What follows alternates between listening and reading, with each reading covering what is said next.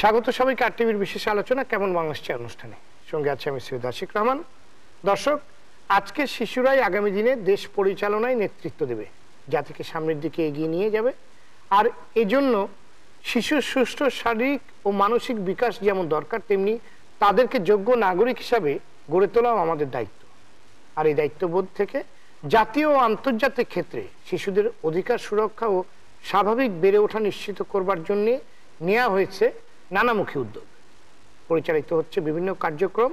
তবে বিভিন্ন উদ্যোগের পরেও সাম্প্রতিক সময়ে দেশের শিশুদের প্রতি অবহেলা, বর্বরোচিত নির্যাতন ও সহিংসতার ঘটনা ক্রমাগতভাবে বেড়ে চলছে। শুধু চলতি বছরের 7 মাসেই রাকিব, রবিউল, রাজনদের মতো 191 শিশু নির্মম হত্যাকাণ্ডের শিকার হয়েছে। এছাড়াও দু গ্রুপের সংঘর্ষে মাতৃগর্ভে শিশু আহত হওয়ার ঘটনা, সাংসদের গুলিতে শিশু সৌরভের গুলিবিদ্ধ হওয়া এবং দেশের প্রথম সারির নাগরিকদের ঘরেও গৃহকর্মী শিশুর অমানবিক নির্যাতনের ঘটনা প্রতিটি বিবেকবান মানুষকে দারুণভাবে ভাবিয়ে তুলেছে। শুধু তাই নয়, দখলবাজদের দৌরত্বে খেলার মাঠ, সবুজ অরণ্য ও খোলা জায়গা যেভাবে হারিয়ে যাচ্ছে, তাতে শিশুর স্বাভাবিক মানবিক বিকাশ বাধাগ্রস্ত হচ্ছে। অস্বাভাবিকভাবে বেড়ে উঠছে এক নতুন প্রজন্ম।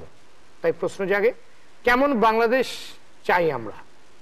যে শিশুরা ভবিষ্যৎ বাংলাদেশের উপকার, তারা কেন এখনো অবহেলা আর নির্যাতনের শিকার?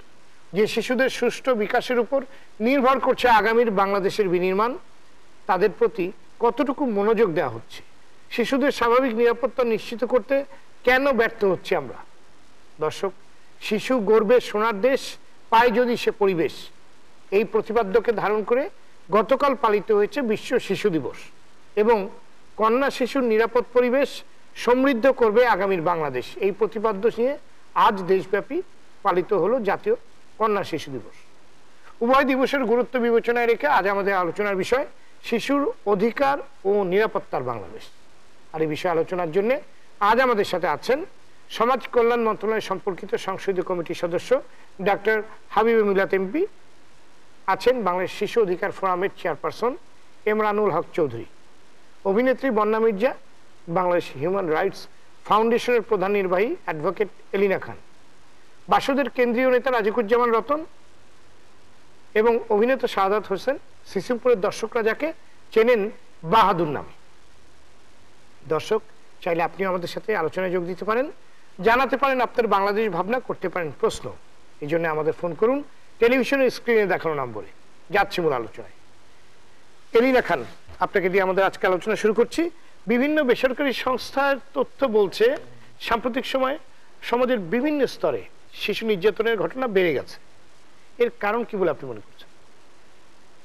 প্রথমত কারণ হচ্ছে যে যারা আইন প্রণয়নকারী, যখন তাদের দ্বারা প্রভাব বিস্তার হয় হচ্ছে আইন প্রয়োগকারী সংস্থার উপরে, আমি একদম মোটা দাগে বলছি সেজন্য, এবং একই সঙ্গে যখন বিচার ব্যবস্থার ক্ষেত্রে মানুষের যখন আস্থার নাই থাকে না বা হীনতা বলবো, সেই জায়গাগুলো যখন বড় বড় আকারে মানুষের মধ্যে বিদ্ধ হয় বা সমাজের কাছে চিহ্নিত হয়, তখন হচ্ছে সব ধরনের অত্যাচার নির্যাতন বেড়ে যায়। তো এই তিনটাকে যদি আবার একটু সাইড করে বাচ্চাদের বা শিশুর কাছে আসি, শিশুকে যদি আমরা ধরি, যেদিন সে মাতৃগর্ভে আসলো তখন থেকে তো শিশুর কিন্তু শুরু হয়ে গেল তার ভূমিষ্ঠ হওয়ার আগ পর্যন্ত থেকে, আগে থেকে তার কিন্তু অধিকার চলে আসলো মার মাধ্যম দিয়ে। তো মার যখন গর্ভে থাকে তখন সে নিরাপদ থাকে মার কাছে, মার থেকে পরিবার, সমাজ, এভাবে রাষ্ট্র তাকে দিতে বাধ্য। এরপর যখন সে জন্মগ্রহণ করলো, জন্মগ্রহণ করার পর ধরেন রাষ্ট্র, আবার পরিবার, সমাজ, রাষ্ট্র, এই তিন জায়গায় যখন শিশুকে আমরা তাদেরকে নিরাপদভাবে আমরা তাদেরকে বাঁচতে দেবো এবং সেভাবে তারা মানে বেড়ে উঠবে এবং নিজেদেরকে, আপনি বলেছেন, রূপকার হবে, ভবিষ্যতের বাংলাদেশ বা পৃথিবীর কোনো একটা আরো বড় কিছু হবে, সেই জায়গাটাতে আমরা তাদেরকে সমৃদ্ধশালী করে তুলবো। কিন্তু যখন আমরা দেখি যে এই শিশুরা মাতৃগর্ভে নিরাপদ না, যখন এই শিশুকে আমরা দেখি যে একজন সংসদের হাতের গুলির দ্বারা বিদ্ধ হয়ে এখনো মানে বিছানায় কাতরাচ্ছে যে শিশু সৌরভ, আর যাকে সেই সংসদকে খুঁজেও পাওয়া যায় না, যখন কোর্টে অ্যান্টিসিপেটরি বেল নিতে আসে তখন সেই সংসদকে আমরা খুঁজে পাই। কিন্তু আমাদের দেশের, আমরা জানি যে আমাদের দেশে পুলিশ বাহিনীর যে সমস্ত যারা আছেন, মানে গোয়েন্দা সংস্থা আছেন, তারা অনেক চৌকস ধারণা ছিল এবং একদম যে মিলে গেছে তা বলবো না, কিন্তু তারা দেখেও অনেক সময় দেখেন না, আবার আমাদের স্বরাষ্ট্রমন্ত্রী মহোদয় বলেছিলেন যে তাকে পেলেই ধরা হবে, কিন্তু কোথায় পাওয়া যাচ্ছিল না সেটা অবশ্য আমরা জানি না। কিন্তু আজকে হচ্ছে কোর্টে তাকে সারেন্ডার করতে হয়েছে, পরবর্তীতে সেটা রিজেক্ট করে এখন নিম্ন কোর্টে যাবে। এই যে বিষয়গুলোকে আমরা যদি আরো চিহ্নিত করি সেক্টরগুলোতে, তখন সবাই আশা করে যে যদি আজকে সেই সময় যখন সিজ করেছে তার আর্মস, তখনই যদি তাকে অ্যারেস্ট করা হতো, কারণ সিজ করা হওয়া মানেই হচ্ছে যে সেটা অপরাধ সংঘটিত করেছে, প্রমাণিত। তখনই যদি তাকে অ্যারেস্ট করা হতো তাহলে মানুষের ভিতরে একটা আস্থা ফিরে আসতো। কিন্তু মানুষের ভিতরে এখন ভয় আছে যে একজন এমপির ছেলে রাস্তার ভিতরে গুলি করে, একজন এমপি গুলি করে, তো সেই দেশের সেই জায়গাটা থেকে তো শিশু যখন নিরাপদ থাকে না, মানুষ যখন নিরাপদ থাকে না, তখন তো অবশ্যই আপনি যেটা বলেন নির্যাতনের কারণ কি, কারণগুলো তো এখান থেকে উদ্ভব হচ্ছে। অর্থাৎ আমার নিরাপত্তা নেই, আমি কারো হাতে মানে জিম্মি হয়ে আছি, অথবা আমার যদি কোনো ঘটনা ঘটে আমি হয়তো আইন প্রয়োগকারী সংস্থার কাছে দ্বারস্থ হলে কিছু পাবো না, যদি সে আমার চেয়ে প্রভাবশালী হয়। ইনফ্লুয়েন্সিয়াল দুইভাবে হয়, একটা টাকার দ্বারা হয়, একটা হচ্ছে ক্ষমতার দ্বারা হয়। আর রাজনৈতিকভাবে আমার মানে সংসদ সদস্য আমাদের মিল্লাত ভাই এখানে আছেন, উনি হয়তো ডিফেন্স নেবেন, কিন্তু আমি ওনার প্রতি রেসপেক্ট রেখেই বলছি যে আজকে যে সাংসদ এই ঘটনা ঘটালেন তার পাশাপাশি উনি বসতে, আমি মনে করি যে উনি লজ্জাবোধ করবেন, কারণ উনি একজন ভালো মানুষ হিসাবে যদি হন, তার পাশে যদি এরকম একটা সাংসদ যে গুলি করে এই বাচ্চাদের গুলি করে শোনেনি বলে, তার পাশে উনি বসতে প্রতিবাদ জানানো উচিত যে আমি আপনার কাছে বসবো না। যেদিন এই সংস্কৃতি তৈরি হবে, যেদিন তাদের মধ্যে থেকে এরকম হবে যে আমরা এই লোকগুলোকে আমরা অ্যাভয়েড করব, আমরা কথা বলতে চাই না, এদেরকে আমরা ডিফেন্স নেওয়ার মতন অবস্থা, তাহলে আমরা দেখবো যে এই যে নির্যাতনের হারটা আপনি যেটা বলছেন, সেই নির্যাতনের হার থেকে আমরা অনেকাংশে কমে। জি ধন্যবাদ, আপনার কাছে আবার আসবো। জনাব ইমরানুল হক চৌধুরী, একটি উন্নত রাষ্ট্রে একটি শিশু মাতৃগর্ভে আসার পর থেকেই জন্মলাভ এবং বেড়ে ওঠার বিভিন্ন পর্যায়ে রাষ্ট্রীয় সর্বোচ্চ সুযোগ সুবিধা ভোগ করে এবং রাষ্ট্রের সর্বোচ্চ মনোযোগের কেন্দ্রে থাকে সেই শিশু। আপনি যদি বলেন আমাদের দেশের শিশুরা সুবিধা প্রাপ্তির সূচকে কোন অবস্থানে আছে? আমাদের আসলে দেশটা খুবই বড় দেশ জনসংখ্যা, এবং আমাদের জনসংখ্যার আপনি জানেন প্রায় 45 থেকে 46 ভাগ শিশু, কিন্তু 18 বছর নিচে। সেদিক থেকে আমরা যদি দেখি আপনাদের শিশুদের জন্য রাষ্ট্রীয় যে ব্যবস্থাগুলো, সুযোগ সুবিধা বলি, আমার আইনগত ব্যবস্থা অথবা আপনি সেবামূলক যে ব্যবস্থাগুলো, এগুলো কিন্তু আপনি পর্যালোচনা করলে তৃতীয় বিশ্বের কোনো দেশের থেকে কিন্তু আমরা কোনো অবস্থানে, শুধু আইনগত ব্যবস্থার জায়গায় আইন প্রণয়ন, নীতি প্রণয়ন, এই জায়গাগুলোতে কিন্তু ভালো অবস্থায় আছে আমরা। বাংলাদেশ সরকার আপনার শিশু অধিকার সনদ যারা আপনার রেটিফাই করে, তার প্রথম 20টা দেশের মধ্যে একটা দেশ বাংলাদেশ। তাছাড়া ওই সনদের প্রেক্ষিতে যে সমস্ত নীতিমালা, দেশের মধ্যে আইন প্রণয়ন, এগুলো কিন্তু বাংলাদেশে প্রায় সব হয়েছে, বিভিন্ন প্রটোকলগুলো, আইএলও কনভেনশনগুলো। কিন্তু বাস্তবে এইগুলোর প্রয়োগ যদি আমরা দেখি, প্রয়োগের দিক থেকে দেখলে বাংলাদেশ কিন্তু আপনার কোনো মতে আমরা বলতে পারি না যে বাংলাদেশের শিশুদের সঙ্গে একটা উন্নত দেশের শিশুদের তুলনা করা যায়। কিন্তু কয়েকটা দিক যদি আপনি রিসেন্টলি দেখেন, আপনি শিশু শিক্ষার যে হারটা, আমরা গত 10 বছর একটা ভালো পর্যায়ে নিয়ে এসেছি শিশুদের স্কুলে যাওয়ার হারটা। আবার পাশাপাশি ঝরে পড়ার হারটাও কিন্তু আবার অনেক, এটা প্রায় 30-এর কাছাকাছি। এখন 100 জন শিশু যদি স্কুলে যায়, 30 জন ঝরে পড়ে, 70 জন 30 জনের কিছু হচ্ছে না। তো এই 30 জন আবার ঝরে পড়া বাচ্চারা আবার স্কুলে যাচ্ছে কিনা, এই জায়গাগুলো অনেক দেখার ব্যাপার আছে। কিন্তু বাংলাদেশের আপনার শিশুদেরকে দেখভাল করার জন্য আপনি যদি একটু খেয়াল দিয়ে দেখেন, এই প্রায় অর্ধেক জনসংখ্যা যেখানে শিশু, রাষ্ট্রীয়ভাবে তাদেরকে দেখভাল করার জন্য কিন্তু কোনো ব্যবস্থা নাই। এই কারণে আমাদের একটা মন্ত্রণালয় আছে, মহিলা ও শিশু বিষয়ক মন্ত্রণালয়। ওই মন্ত্রণালয়ে দেখবেন আপনি একজন মাত্র ডিএস একটা ডেস্ক নিয়ে গোটা শিশুদেরকে দেখে, আপনি রাষ্ট্রীয় কেন্দ্র পর্যায়ে। আর ডিভিশনাল পর্যায়ে কোনো শিশুদের নিয়ে দেখভাল করার জন্য কোনো ধরনের অফিসার বা রাষ্ট্রীয় ব্যবস্থা নেই, ডিস্ট্রিক্ট পর্যায়ে নেই, উপজেলা পর্যায়ে নেই। এখন বাংলাদেশের কোনো গ্রামে যদি একটু শিশুদের নিয়ে একটা ঘটনা হয়, শিশুর অভিভাবক বা এলাকাবাসী কার কাছে যাবে? আপনি মহিলা বিষয়ক মন্ত্রণালয়ে আপনি মহিলা কর্মকর্তা পাবেন, উপজেলাতে, ডিস্ট্রিক্টে পাবেন। আপনি ইভেন প্রতিবন্ধীদের দেখার জন্য নির্দিষ্ট করা আছে, কিন্তু শিশুদের দেখার জন্য সরকারি তরফ থেকে কোনো আপনার কোনো ধরনের কর্মকর্তা জেলা, উপজেলা, ডিভিশন পর্যায়ে নাই। এটা আমরা বলছি যে এটা একটা দারুণ অবহেলার বিষয়। এবং রাষ্ট্রীয়ভাবে আমরা যদি শিশু আইন কনভেনশনটা সাইন করার যদিও করেছি, কিন্তু তাদেরকে দেখভাল করার জন্য যে একটা রাষ্ট্রীয় ব্যবস্থা না থাকে, তাহলে শিশুদের উন্নয়ন হবে কীভাবে? তো এই ব্যাপারে অনেক জিনিস বলা যায়, কিন্তু আমার মনে হয় এই মেকানিজমগুলো তৈরি হওয়া দরকার বাংলাদেশে, এগুলোর বড় অভাব। জি, আপনার কাছে আবার তাজিকুজ্জামান রতন, শিশুরাই জাতির ভবিষ্যৎ, একই সাথে তারা সমাজের সবচেয়ে দুর্বল অংশ।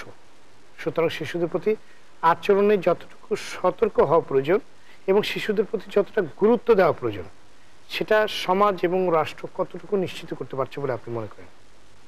আপনি ঠিকই বলেছেন যে শিশুর প্রতি মনোযোগ দেওয়াটা তো আমাদের ভবিষ্যতের জন্যই প্রয়োজন।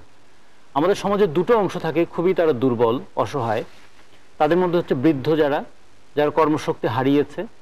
একদিন তাদের যৌবন ছিল, তারা অনেক কিছু করেছে, এখন বৃদ্ধ বয়সে কারো না কারো মুখাপেক্ষী হয়ে আছে। তারা সমাজের একটা অসহায় অংশ। আর হলো যে অংশটা ভবিষ্যতে সমাজের দায়িত্ব নেবে, সেই অংশটাও অসহায়যোগ্য। একসময় বলা হতো ফরাসি বিপ্লবের সময়, man are born free but there is chain in everywhere. তাহলে মানুষ ফ্রি হয়ে জন্মগ্রহণ করে, কিন্তু আর একটা দিক থেকে খেয়াল করার মতো, মানুষ হচ্ছে প্রকৃতিতে সবচেয়ে অসহায় হয়ে জন্মগ্রহণ করে। একটা গরুর বাচ্চা কিন্তু জন্ম হওয়ার কিছুক্ষণ পরেই সে নিজের 4 পায়ের উপর দাঁড়াতে পারে। মানুষকে তো দাঁড়াতে গেলে অন্তত 1.5 বছর সময় লাগে। মানুষ নিজের খাবারটা জোগাড় করতে গেলে তাকে কতদিন সময় লাগে।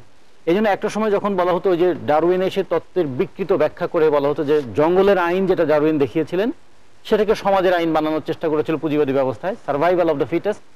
তখন আল্ডাস হেক্সলি একটা কথা বলেছিলেন, সার্ভাইভাল অফ দ্য ফিটেস্ট যদি মানো তাহলে তো জঙ্গলে চলে যেতে হবে, তাহলে বাঘ সে হরিণকে ধরে খাবে।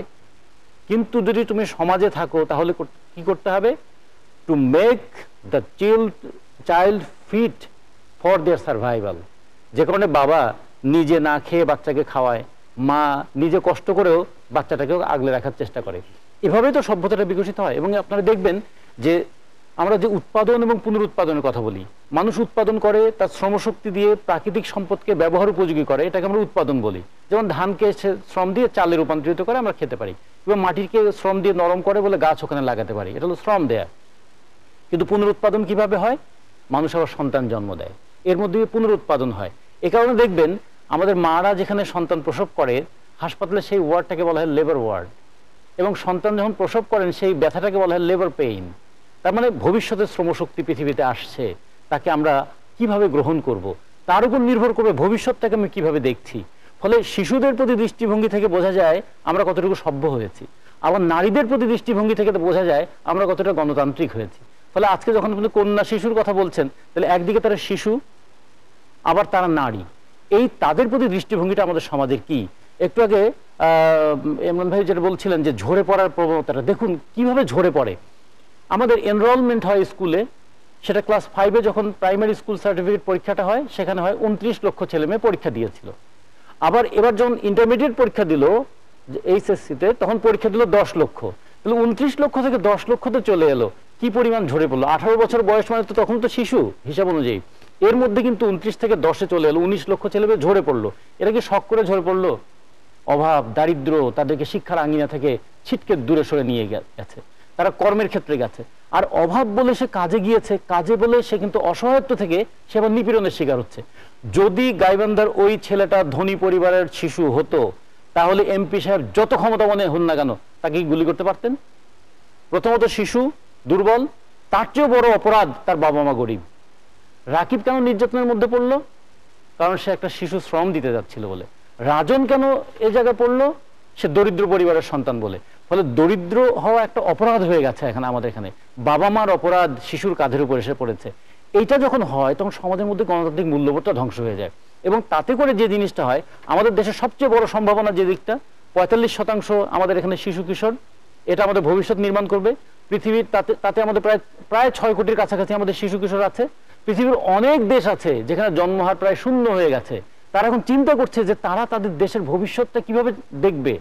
আর আমরা আমাদের যে ভবিষ্যতের সম্ভাবনা নিয়ে যে শিশুরা আছে, তাদের জন্য আইন অনেক করেছি, কিন্তু আইন কোনোটাই কার্যকর হচ্ছে না। আমাদের আইনগুলো বইয়ের পাতায়, অথবা আমাদের কখনো কখনো স্ট্যাটিস্টিক্স দেওয়ার জন্য জীবনের খাতায়, সেগুলো কিন্তু শূন্য থেকে যাচ্ছে। ফলে আজকে যখন কন্যা শিশু দিবসটা আসছে, তখন আরো অনেকগুলো বিষয় এখানে বিবেচনা করতে হবে। শিশুকে আমরা কি দৃষ্টিতে দেখব, কন্যা শিশুকে কি দৃষ্টিতে দেখব। আদিবাসীদের একটা খুবই ব্যঙ্গ করে বলে, বিটি না মাটি, মানে মেয়েদেরকে প্রায় মাটির মতোই। এর মধ্যে কিন্তু একটা আছে, মাটি যেমন আমাকে আশ্রয় দেয়, তারা সেই অর্থে হয়তো মাটি আশ্রয় হিসেবে ভেবেছিল। কিন্তু আমাদের এই সমাজে আমরা নাকি সভ্য বলে দাবি করি, আমরা মেয়েদেরকে কি দৃষ্টিতে দেখি, মেয়ে সন্তান হলে এখনো কি দৃষ্টিতে দেখি। হাসপাতালে নবজাতকের প্রায় মৃতদেহ পাওয়া গেছে, সেটাকে আবার ডাক্তাররা তাকে কিভাবে মানে সুস্থ করে তুলেছেন, এরকম কত কিছুকে আমরা দেখি। যে তার মানে মেয়েদের প্রতি দৃষ্টিভঙ্গিটা কি, কন্যা শিশুর প্রতি দৃষ্টিভঙ্গিটা কি। আমাদের তখন জিজ্ঞেস করতে ইচ্ছা হয়, আমরা কি আসলে সভ্য হয়েছি, আমরা কি গণতান্ত্রিক হয়েছি, আমরা কি দায়িত্বশীল হয়েছি? শিশুর প্রতি দায়িত্ব পালন না করলে এই শিশু ভবিষ্যতে আমাদের দায়িত্ব কিভাবে নেবে? এই প্রশ্নকে একবার করি। জি, আমরা আরো প্রশ্ন নিয়ে আপনার কাছে আসবো।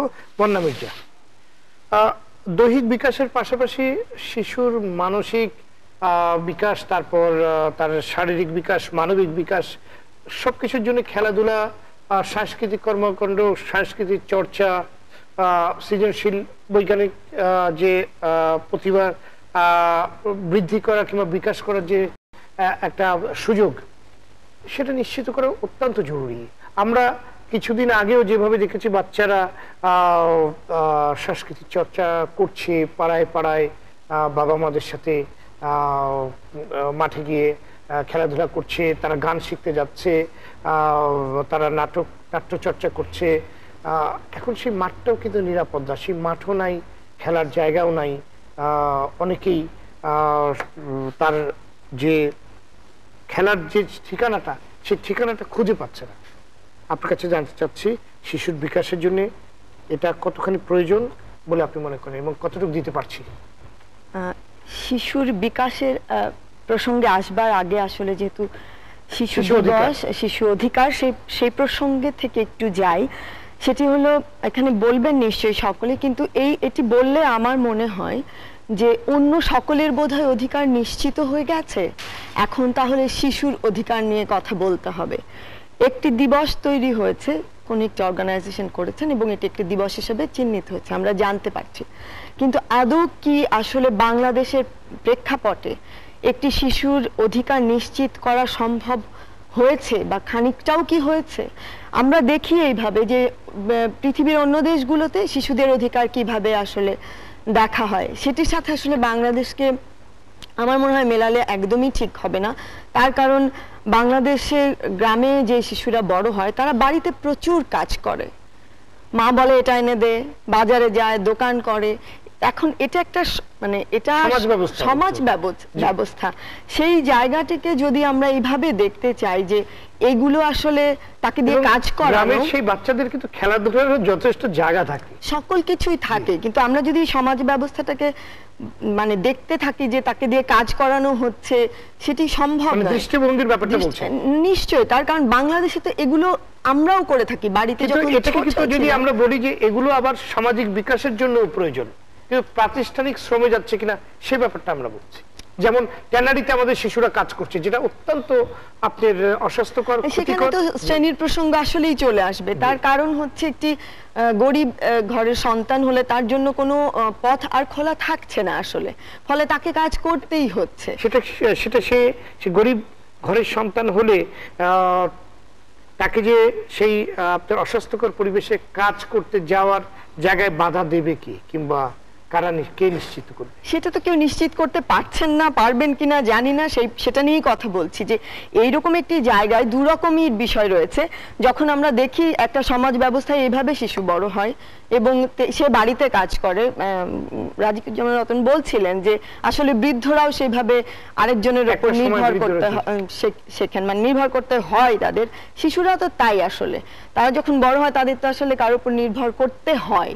সেই নির্ভরতার জায়গা থেকে অনেক অল্প বয়সে বাংলাদেশের যে পরিস্থিতি, তাতে দেখা যায় যে বাবা মায়েরাই শিশুর উপরে নির্ভর করতে থাকে। এখন এটি কে তৈরি করবেন? নিশ্চয়ই পরিবার তৈরি করবেন না, তাহলে তার কর্মের যে জায়গাটি, সেটিও যদি একেবারে অনিশ্চিত হয়ে পড়ে, তার স্বাস্থ্যের জায়গা থেকে, যে কোনো জায়গা থেকেই হোক না কেন, অধিকারের জায়গা থেকে, তাহলে সেটি নিশ্চিত করবেন আসলে যারা মালিক পক্ষ তারা। এটা তো সহজ বিষয়, কিন্তু সেটি কি আসলে আদৌ নিশ্চিত করা সম্ভব? যাই হোক, এটা নিয়ে নিশ্চয়ই আরো অনেক প্রসঙ্গ আসবে, কথা বলার সুযোগ থাকবে। আর আপনি বলছিলেন যে এই যে খেলাধুলার বিষয়গুলো, এটিও কিন্তু আমি মনে করি বাংলাদেশে আসলে খুবই মানে কঠিন। মানে শিশুরা, আমরা একটা শ্রেণীর জায়গা থেকে ভাবতে পারি যে শিশুরা খেলাধুলা করছে না, দেখতে পাচ্ছে না, কিন্তু একজন কৃষকের সন্তান, তার আসলে খেলাটাই একসময় বাহুল্য মনে হতে পারে, বা একজন শ্রমিকের সন্তান, বা যিনি সারাদিন রিক্সা চালাচ্ছেন তার সন্তান, তার জন্য তো খেলার মাঠটুকুর কথা ভাবাও কল্পনাতীত। তো সেই জায়গাগুলো বোধহয় খুব গুরুত্বপূর্ণ। আর যারা পারেন তারা তো স্কুলের মাঠটা হয়তো নেই, কিন্তু অন্য একটি জায়গা তার শিশুর জন্য নিশ্চিত করতেই পারেন, ফলে সেটি না হওয়ার কোনো কারণ থাকে না তখন আর। জি, ধন্যবাদ। আপনার কাছে আবার আসবো। শাহাদাত হোসেন, আমাদের দেশে শিশু শ্রম আইনত নিষিদ্ধ থাকলেও শৈশব কৈশোর থেকে শিশুরা নানা ধরনের ঝুঁকিপূর্ণ কাজে জড়িয়ে পড়ে। আপনি তো বহুদিন ধরে শিশুদের নিয়ে, শিশু অধিকার নিয়ে, কিংবা সিসিমপুরের মতো একটি অত্যন্ত জনপ্রিয় অনুষ্ঠানেও আপনি কাজ করছেন। আপনি যদি বলেন ঝুঁকিপূর্ণ শিশু শ্রম বন্ধ করার কোনো উপায় আছে কি, কিংবা বন্ধ করা যাচ্ছে না কেন? ধন্যবাদ। আমি একটু আমার প্রফেশনের জায়গা থেকে বেশি মাত্রায় বলার চেষ্টা করব যে একটি দেশের তার যে সত্তা, তার যে প্রকৃতি, এটা আমরা বহির্বিশ্ব থেকে বা অন্য জায়গা থেকে দেখতে পাই তার সাংস্কৃতিক কর্মকাণ্ড থেকে। সংস্কৃতি যেভাবে রিপ্রেজেন্ট করে, আমরা যেমন, আমি রাষ্ট্রবিজ্ঞানের ছাত্র ছিলাম, রাষ্ট্রবিজ্ঞানে যেরকম অধিকারের সঙ্গে কর্তব্যটা অতপ্রতভাবে জড়িত থাকে, কিন্তু শিশুরাই বোধহয় কোনো প্রকার কর্তব্য বা দায়িত্ব পালন করবার আগে থেকেই অধিকার ভোগ করতে শুরু করে এবং করবার কথা। যেমন সে গর্ভে থাকা অবস্থা থেকে তার কর্তব্য পালন শুরু হয় অনেক পরে থেকে। যতটা পরে থেকে তার কর্তব্য বা দায়িত্ব পালন করবার কথা, তার আগে থেকেই শিশুরা শিশু শ্রম দেওয়ার মধ্য থেকে শুরু করে। এটি আমাদের দেশের প্রেক্ষাপটে এভাবেই তৈরি হয়ে এসছে। তবে আমি খুবই আশাবাদী একজন মানুষ, এটা দিনে দিনে কমে এসছে এবং আগামীতে আরো অনেক কমে যাবে, আমার দৃঢ় বিশ্বাস। রাষ্ট্রের একক ব্যক্তি, তো ব্যক্তি যখন সমৃদ্ধ হবে তখন রাষ্ট্র সমৃদ্ধ হবে। সেক্ষেত্রে বারবারই এই যে যত শিশু শ্রম বলি বা যে কাজেই, রাষ্ট্রের দায়িত্বের কথা আমাদের আলোচনা সভায় অনেক বেশি করে চলে আসে। রাষ্ট্রের এটা করবার কথা, এটা করা উচিত, এটা অবশ্যই তার অনেক করণীয় আছে। কিন্তু শুধুমাত্র রাষ্ট্রকে আমি বলতে চাই না, আমি বলতে চাই যেহেতু ব্যক্তি সমৃদ্ধ হলে রাষ্ট্র সমৃদ্ধ হবে, এটা আমি বিশ্বাস করি। কাজে একজন ব্যক্তিকে সমৃদ্ধ করবার দায়িত্ব শুধু রাষ্ট্রের নয়, সেই ব্যক্তি তার ব্যক্তিত্ব নিয়ে, তার স্বকীয়তাকে নিয়ে দাঁড়ার আগে তার শুরুটা সেই শিশু এখন শিশু শ্রম দিচ্ছে, সেটা কখনো নীতি বহির্ভূত, কখনো মানবিক জায়গার যে মানবিক বোধ সেটা থেকে অনেক দূরে গিয়ে। সেটির জন্য আসলে সেটি বন্ধ করতে হলে না, আগে দারিদ্র্যটা কমাতে হবে। মানুষ এতটাই দরিদ্র, আমি যদি আজকে অর্থনৈতিকভাবে সচ্ছল না হতাম, হয়তো আমার সন্তানকেও 5 বছর 10 বছর পরে আমাকেই দিতে হতো। এখন সেই শ্রমটা কেমন ঝুঁকিপূর্ণ। এখন যেই শিশুর শিক্ষা আছে সেই শিশুটি অন্যরকম শ্রম দিচ্ছে। আপনি অনেক দেখবেন ক্লাস 9-10-এ পড়ছে, সে ক্লাস 4-5-এর স্টুডেন্টকে পড়িয়ে অর্থ উপার্জন করছে।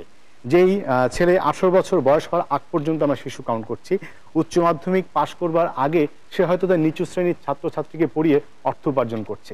এখন যেই শিশুটির এটি করবার ক্ষমতা নেই, সে যাচ্ছে ট্যানারিতে, সে যাচ্ছে। যেমন আমরা যখন আমাদের যে কাজে আমরা একদম স্ট্রেট বারণ করি, কিন্তু সমস্ত কর্মক্ষেত্রতেই বারণ। আমাদের প্রোডাকশন ক্রু থাকে, সেই প্রোডাকশন ক্রুতে আমরা সচরাচর 18 বছরের নিচে শিশুকে অ্যালাউ করি না এবং আমাদের নেই।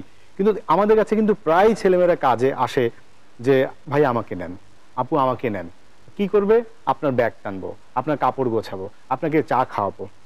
এই যে কাজগুলোতে আসলে ওই ধরনের কাজ করবার সুযোগ নেই বলেই এই ধরনের কাজে আসছে। তার মধ্যে কিছু কিছু কাজ ঝুঁকিপূর্ণ হয়ে উঠছে। এখন সেক্ষেত্রে আমার মনে হয় যে ওই জায়গাটা আগে ফোকাস করা উচিত, যে শিশুদের এই ঝুঁকিপূর্ণ কাজে আসতে যেন সে বাধ্য না হয়, সেরকম একটা পরিবেশ তৈরি করা এক। আর দুই হচ্ছে, শিশুর পরিমাণ তো আসলে অনেক বেশি, এই পরিমাণটা কি করে কমানো, মানে অধিক যে জন্ম নিয়ন্ত্রণের জায়গাটাও অনেক ভাবতে হবে। যেমন পথ শিশু, আমরা পথে বের হলে এই যে গাড়ির চারপাশে হুমড়ি খেয়ে পড়ছে শিশুরা, গাড়িতে সিগন্যালে দাঁড়াতে পারছে না গাড়ি, এর মধ্যে হুমড়ি, ওটাও একটা ঝুঁকিপূর্ণ কাজ। এত শিশু, এই শিশু কোত্থেকে আসছে, কেন আসছে, ওই জায়গাটা থেকেই শুরু করতে হবে আসলে। পরবর্তীতে ঝুঁকিপূর্ণ যে না, আপনি যে নির্মাণ করেছেন, আপনার এই নির্মাণ কাজে যে শ্রম দরকার হচ্ছে, আপনি 18 বছর আগে কাউকে এমপ্লয়ি হিসেবে নিতে পারবেন না। ওটার আগে এই জায়গাগুলো আমার মনে হয় যে, কিন্তু প্রশ্ন তো আবার এসেও যায় যে এই বাচ্চাদের তাদের তো খেতে হবে, হ্যাঁ তাদের তো কিছু করতে হবে, তাদের বাবা মা তাদেরকে তো পাচ্ছে ভরণ না। পোষণ করতে পারছে না, পারছে না। তো এই বাচ্চারা যাবে কোথায়? যাবে কোথায়? তাহলে কাউকে না কাউকে তো তাদের দায়িত্ব নিতে হবে এবং তাদেরকে খাওয়াতে হবে। সমাজে তো সেই সুযোগটাও তৈরি করতে হবে। জি, আপনার কাছে আবার আসবো জনাব হাবিব মিরাত।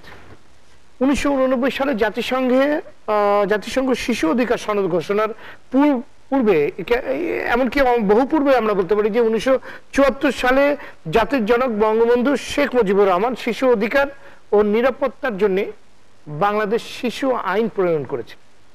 তারপরেও কেন এতগুলো বছর পেরিয়ে যাওয়ার পরেও আমরা সর্বস্তরে শিশুদের অধিকার এবং নিরাপত্তা নিশ্চিত করতে পারলাম না? ধন্যবাদ আপনাকে, ধন্যবাদ দর্শকদের। আজকে যে প্রসঙ্গ নিয়ে আমরা কথা বলছি, শিশুর অধিকার এবং নির্যাতন, আপনি চিন্তা করে দেখেন যে বাংলাদেশে প্রতি বছর 30 লাখ শিশু যোগ হচ্ছে আমাদের জনসংখ্যার সাথে, এবং জনসংখ্যা 30 লাখ যোগ হওয়ার কারণে আমাদের জনসংখ্যা দিন দিন বেড়েই চলেছে। 1,55,000 বর্গ মাইলের একটি দেশ, এর সাথে 1,10,000 বর্গ কিলোমিটারের একটি সমুদ্র যোগ হয়েছে।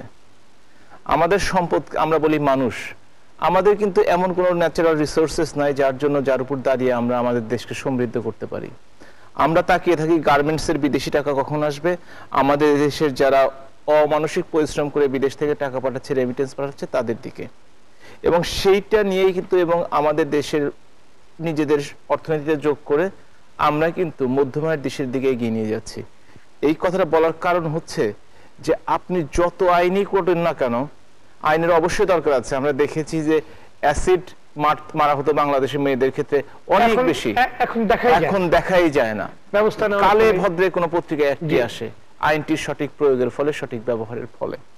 এই আইনটির অবশ্যই দরকার আছে, এবং যারা করেছেন সে বঙ্গবন্ধু দেশের বিচক্ষণতার সাথে করেছেন, এবং একদিন আইনের প্রয়োগ হবে। কিন্তু আমি আপনার একটা কথা দিয়ে শুরু করি। আপনি একটু আগেই বলেছেন যে শিশুটি কাজ না করলে শিশুটি খাবে কি, জি, শিশুটি বাঁচবে কিভাবে, মানুষের জীবন আগে, তারপরে অন্য কথা। মানে সেই বাচ্চাটাকে তো তার তো দায়িত্ব নিতে হবে। এখন আমাদের যখন 2008 সন বা 9 সনের প্রথম দিকে আমাদের মাথাপিছু আয় ছিল $440, সেটা $1000 ছাড়িয়ে গেছে এই মুহূর্তে। কিন্তু আপনি যে উন্নত দেশের কথা বলছেন, তাদের মাথাপিছু আয় কারো দেশে 30,000, কারো 25,000, কারো 22,000। তার সাথে যদি আমাদের তুলনা করি, একদমই ঠিক হবে না।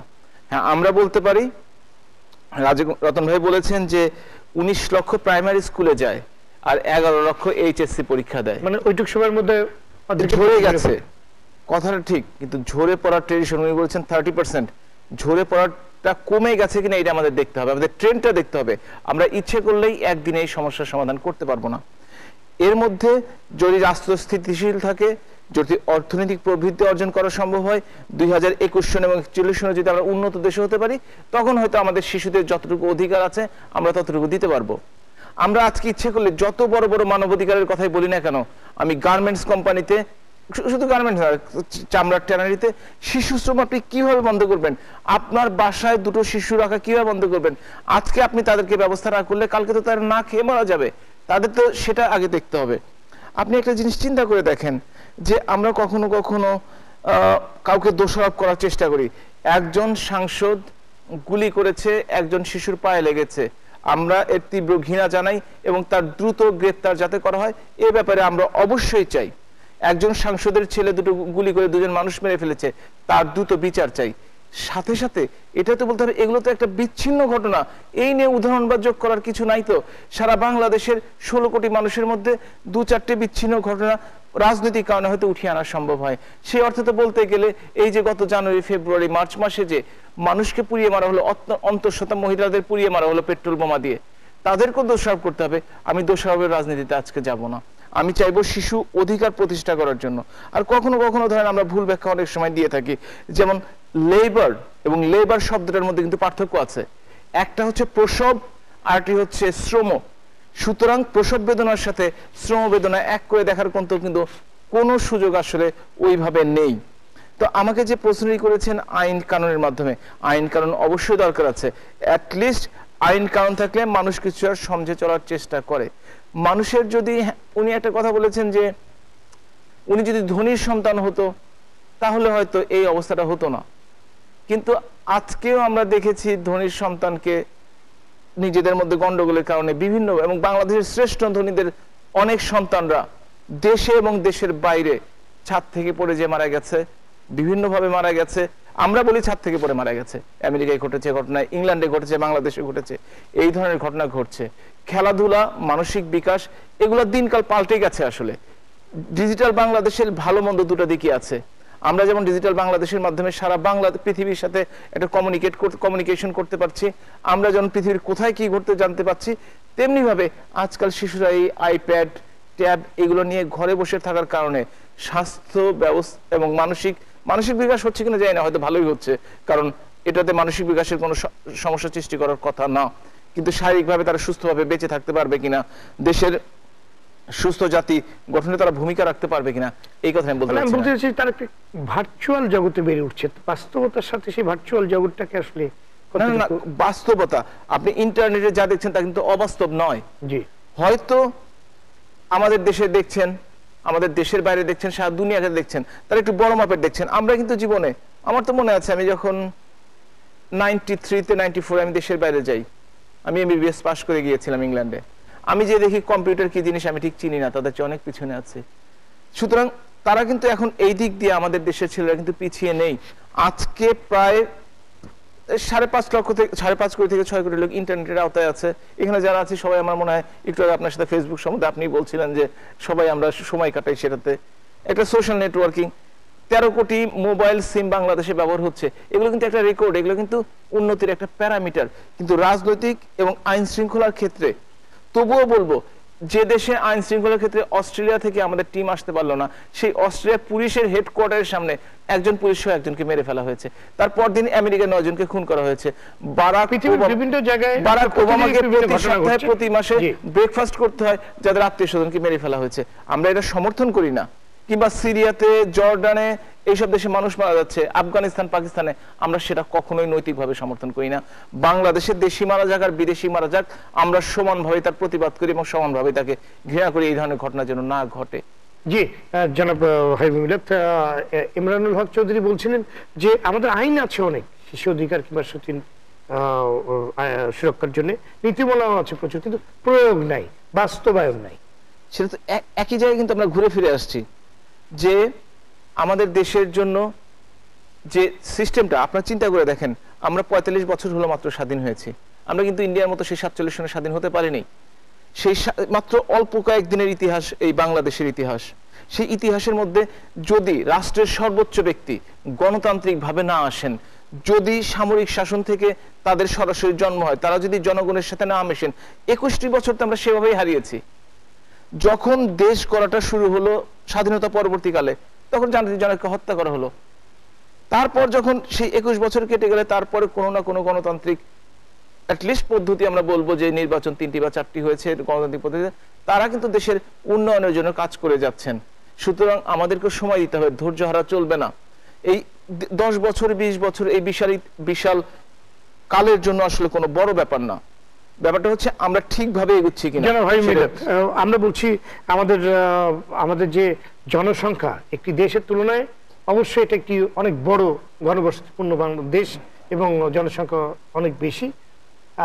এদেরকে আমরা বলছি আমাদের শক্তি, কিংবা এদেরকে আমরা আমাদের স্ট্রেংথ হিসাবে আমরা চিন্তা করছি। কিন্তু একটি এত ছোট্ট দেশে এতগুলো মানে মানুষ, সেটাকে কি আসলেও মানে আপনার কিছুক্ষণ আগে আপনি বললেন যে মধ্যপ্রাচ্য থেকে আমাদের কাছে তাদের প্রচন্ড কষ্টের টাকা পাঠাচ্ছে, আপনার গার্মেন্টসে আমাদের ছেলেমেয়েরা অত্যন্ত কষ্টের সাথে কাজ করছে এবং দিনরাত কাজ করছে।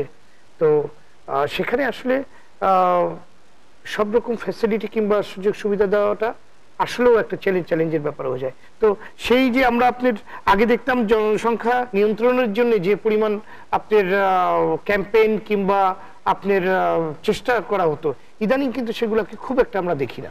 সেটাকে আপনি কিভাবে? আমি দুটোর কথা বলেছেন আপনি, একটা হচ্ছে জনসংখ্যা আমাদের সত্যিকার অর্থে সম্পদ কিনা। আমাদের দেশে 16 কোটি মানুষ এই মুহূর্তে, 1 কোটি মানুষ, প্রতি 3 বছরে 1 কোটি মানুষ বৃদ্ধি পাচ্ছে।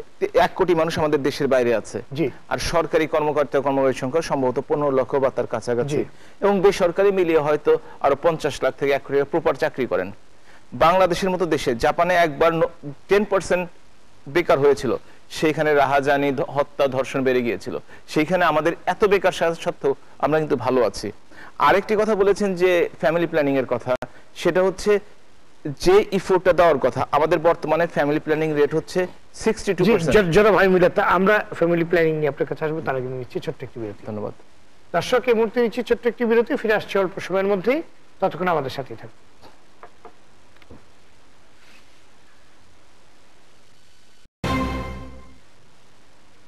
দর্শক, বিরতির পর আবারও স্বাগত। দেখছেন কেমন বাংলাদেশ অনুষ্ঠান, সঙ্গে আছে আমি সৈয়দ আশিক রহমান। আমরা আলোচনা করছি শিশুর অধিকার ও নিরাপত্তা নিয়ে। জনাব হাবিব মিলাত এমপি, বিরতির পূর্বে আপনি পরিবার পরিকল্পনা এবং শিশু অধিকার নিয়ে কথা বলছিলাম যে বাংলাদেশে যে ফ্যামিলি প্ল্যানিং এর কন্ট্রাসেপশন ব্যবহারের রেটটা হচ্ছে প্রায় 62%। এখন আমরা অনেকদিন ধরেই এই জায়গাটিতে আটকে আছি। এর জন্য যে জনবল দরকার, এর জন্য যে প্রচারণা দরকার, এর জন্য যে আরো বেশি ইফোর্ট দেওয়া দরকার, সেটি আমরা আসলে দেখতে পাচ্ছি না, সেটা হচ্ছে না আসলে যতটুকু হওয়া দরকার। কারণ একটা জায়গায় 1 থেকে 10-এ যাওয়া যত সোজা, 10 থেকে 20-এ যাওয়া কিন্তু কঠিন। সুতরাং টার্গেট 70% এখন 60 থেকে, এই 10% কভার করাটা খুব কঠিন হয়ে যাচ্ছে। আরেকটি ব্যাপার হয়েছে, যেটি হচ্ছে যে মানুষ আগের চেয়ে অনেক বেশি সচেতন, এসব বাদ দিয়েই। কিন্তু সেই কারণটাতেই হচ্ছে, এর কারণ হচ্ছে যে আগে যেমন শিশুদের মৃত্যুর হার, যে 7-8টা বাচ্চা হোক, 2-4টা মরে গেলে অন্তত 2-3টা টিকে থাকবে, সেই শিশু মৃত্যুর হার কিন্তু বাংলাদেশ কিন্তু এমডিজি গোল টার্গেটটা ফিল আপ করার জন্যই এমডিজি 4 প্রাইজটা আমরা পেয়েছি, অ্যাওয়ার্ড পেয়েছি, মাননীয় প্রধানমন্ত্রী পেয়েছেন, জননেত্রী শেখ হাসিনা, এবং সাথে সাথে মাতৃমৃত্যুর হারও কিন্তু কমে আসছে। সুতরাং এই দিক দিয়ে বিবেচনা করলে জনসংখ্যার দিক দিয়ে আমাদের এখন হচ্ছে গ্রোথ হচ্ছে 1.38-এর মতো, যেটা আমরা হয়তো 1-এ নামিয়ে আনার চেষ্টা করছি। সেই হিসেবে আগের চেয়ে সন্তান জন্মদান কম হচ্ছে, এ কথা ঠিক, কিন্তু যেহেতু মানুষজনের জীবনের 69 বা 71 বছর বাড়ছে, সেজন্য জনসংখ্যার সংখ্যা প্রতিদিনই বেড়ে যাচ্ছে এই সমস্ত কারণে। সুতরাং আমরা মনে করি যে চায়নার মতো আমরা করতে পারবো না যে একজন সন্তান না হলে হয়তো সেটা বাংলাদেশের পক্ষে সম্ভব না। কিন্তু আপনি প্রত্যেকটা ফ্যামিলিতেই দেখেন, বিশেষ করে শিক্ষিত ফ্যামিলিতে গুলোতে 1-2টি বিশেষ সন্তান কিন্তু আপনি কোথাও খুঁজে পাবেন না। হয়তো যারা সন্তান নিয়ে বেশি চিন্তা করে, যারা ভাবে, যারা অনিশ্চয়তায় বেশি ভোগে, বিশেষ করে যাদের লো ইনকাম গ্রুপ, তাদের কিন্তু সন্তানের সংখ্যা বেশি, অথচ তাদেরই সন্তানের সংখ্যা কম হওয়া উচিত, কারণ তাদের তো ভবিষ্যৎ আছে সন্তানদের, তাদের অধিকার নিশ্চিত করার জন্যই। তো কাজে আমি মনে করি যে ফ্যামিলি প্ল্যানিং দিকে অবশ্যই নজর দিতে হবে, এবং যে জায়গাটা টার্গেট পপুলেশনকে আরো বেশি করে নজরটা দিতে হবে। মানে যার সন্তান নেওয়ার পর সেই সন্তানের দায়িত্ব নিশ্চিত করবে না, তাকে তো চিন্তা করতে হবে, কিন্তু তাকে বোঝাতে হবে তুমি যে এত সন্তান নিচ্ছ, সেই সন্তানটা তো একটা সুস্থ, স্বাভাবিক এবং তার অধিকারের জায়গা, তার পড়াশোনা, তার যে সব অধিকারটা নিশ্চিত করার প্রথম দায়িত্ব হলো তোমার, তারপর তা তো অবশ্যই। তো সেই জায়গাটা তো আমার মনে হয় বোঝানোর একটি জায়গায় আমরা ঘাটতি দেখছি। জি, আপনার কাছে আবার আসবো। এরিনা খান, অনেকে শিশুদের দিয়ে মাদক বিক্রয়, যৌনবৃত্তি, ভিক্ষাবৃত্তি, ছিনতাই, চুরি, বিভিন্ন অপরাধমূলক কারণে বাচ্চাদেরকে বাধ্য করছে। আপনি যদি বলেন এগুলা প্রতিরোধ করা যেতে পারে কিভাবে, এবং এইগুলা প্রতিরোধের কোনো জায়গায় কিংবা প্রতিরোধ করার বিষয়ে আপনারা কি কোনো কাজ করছেন?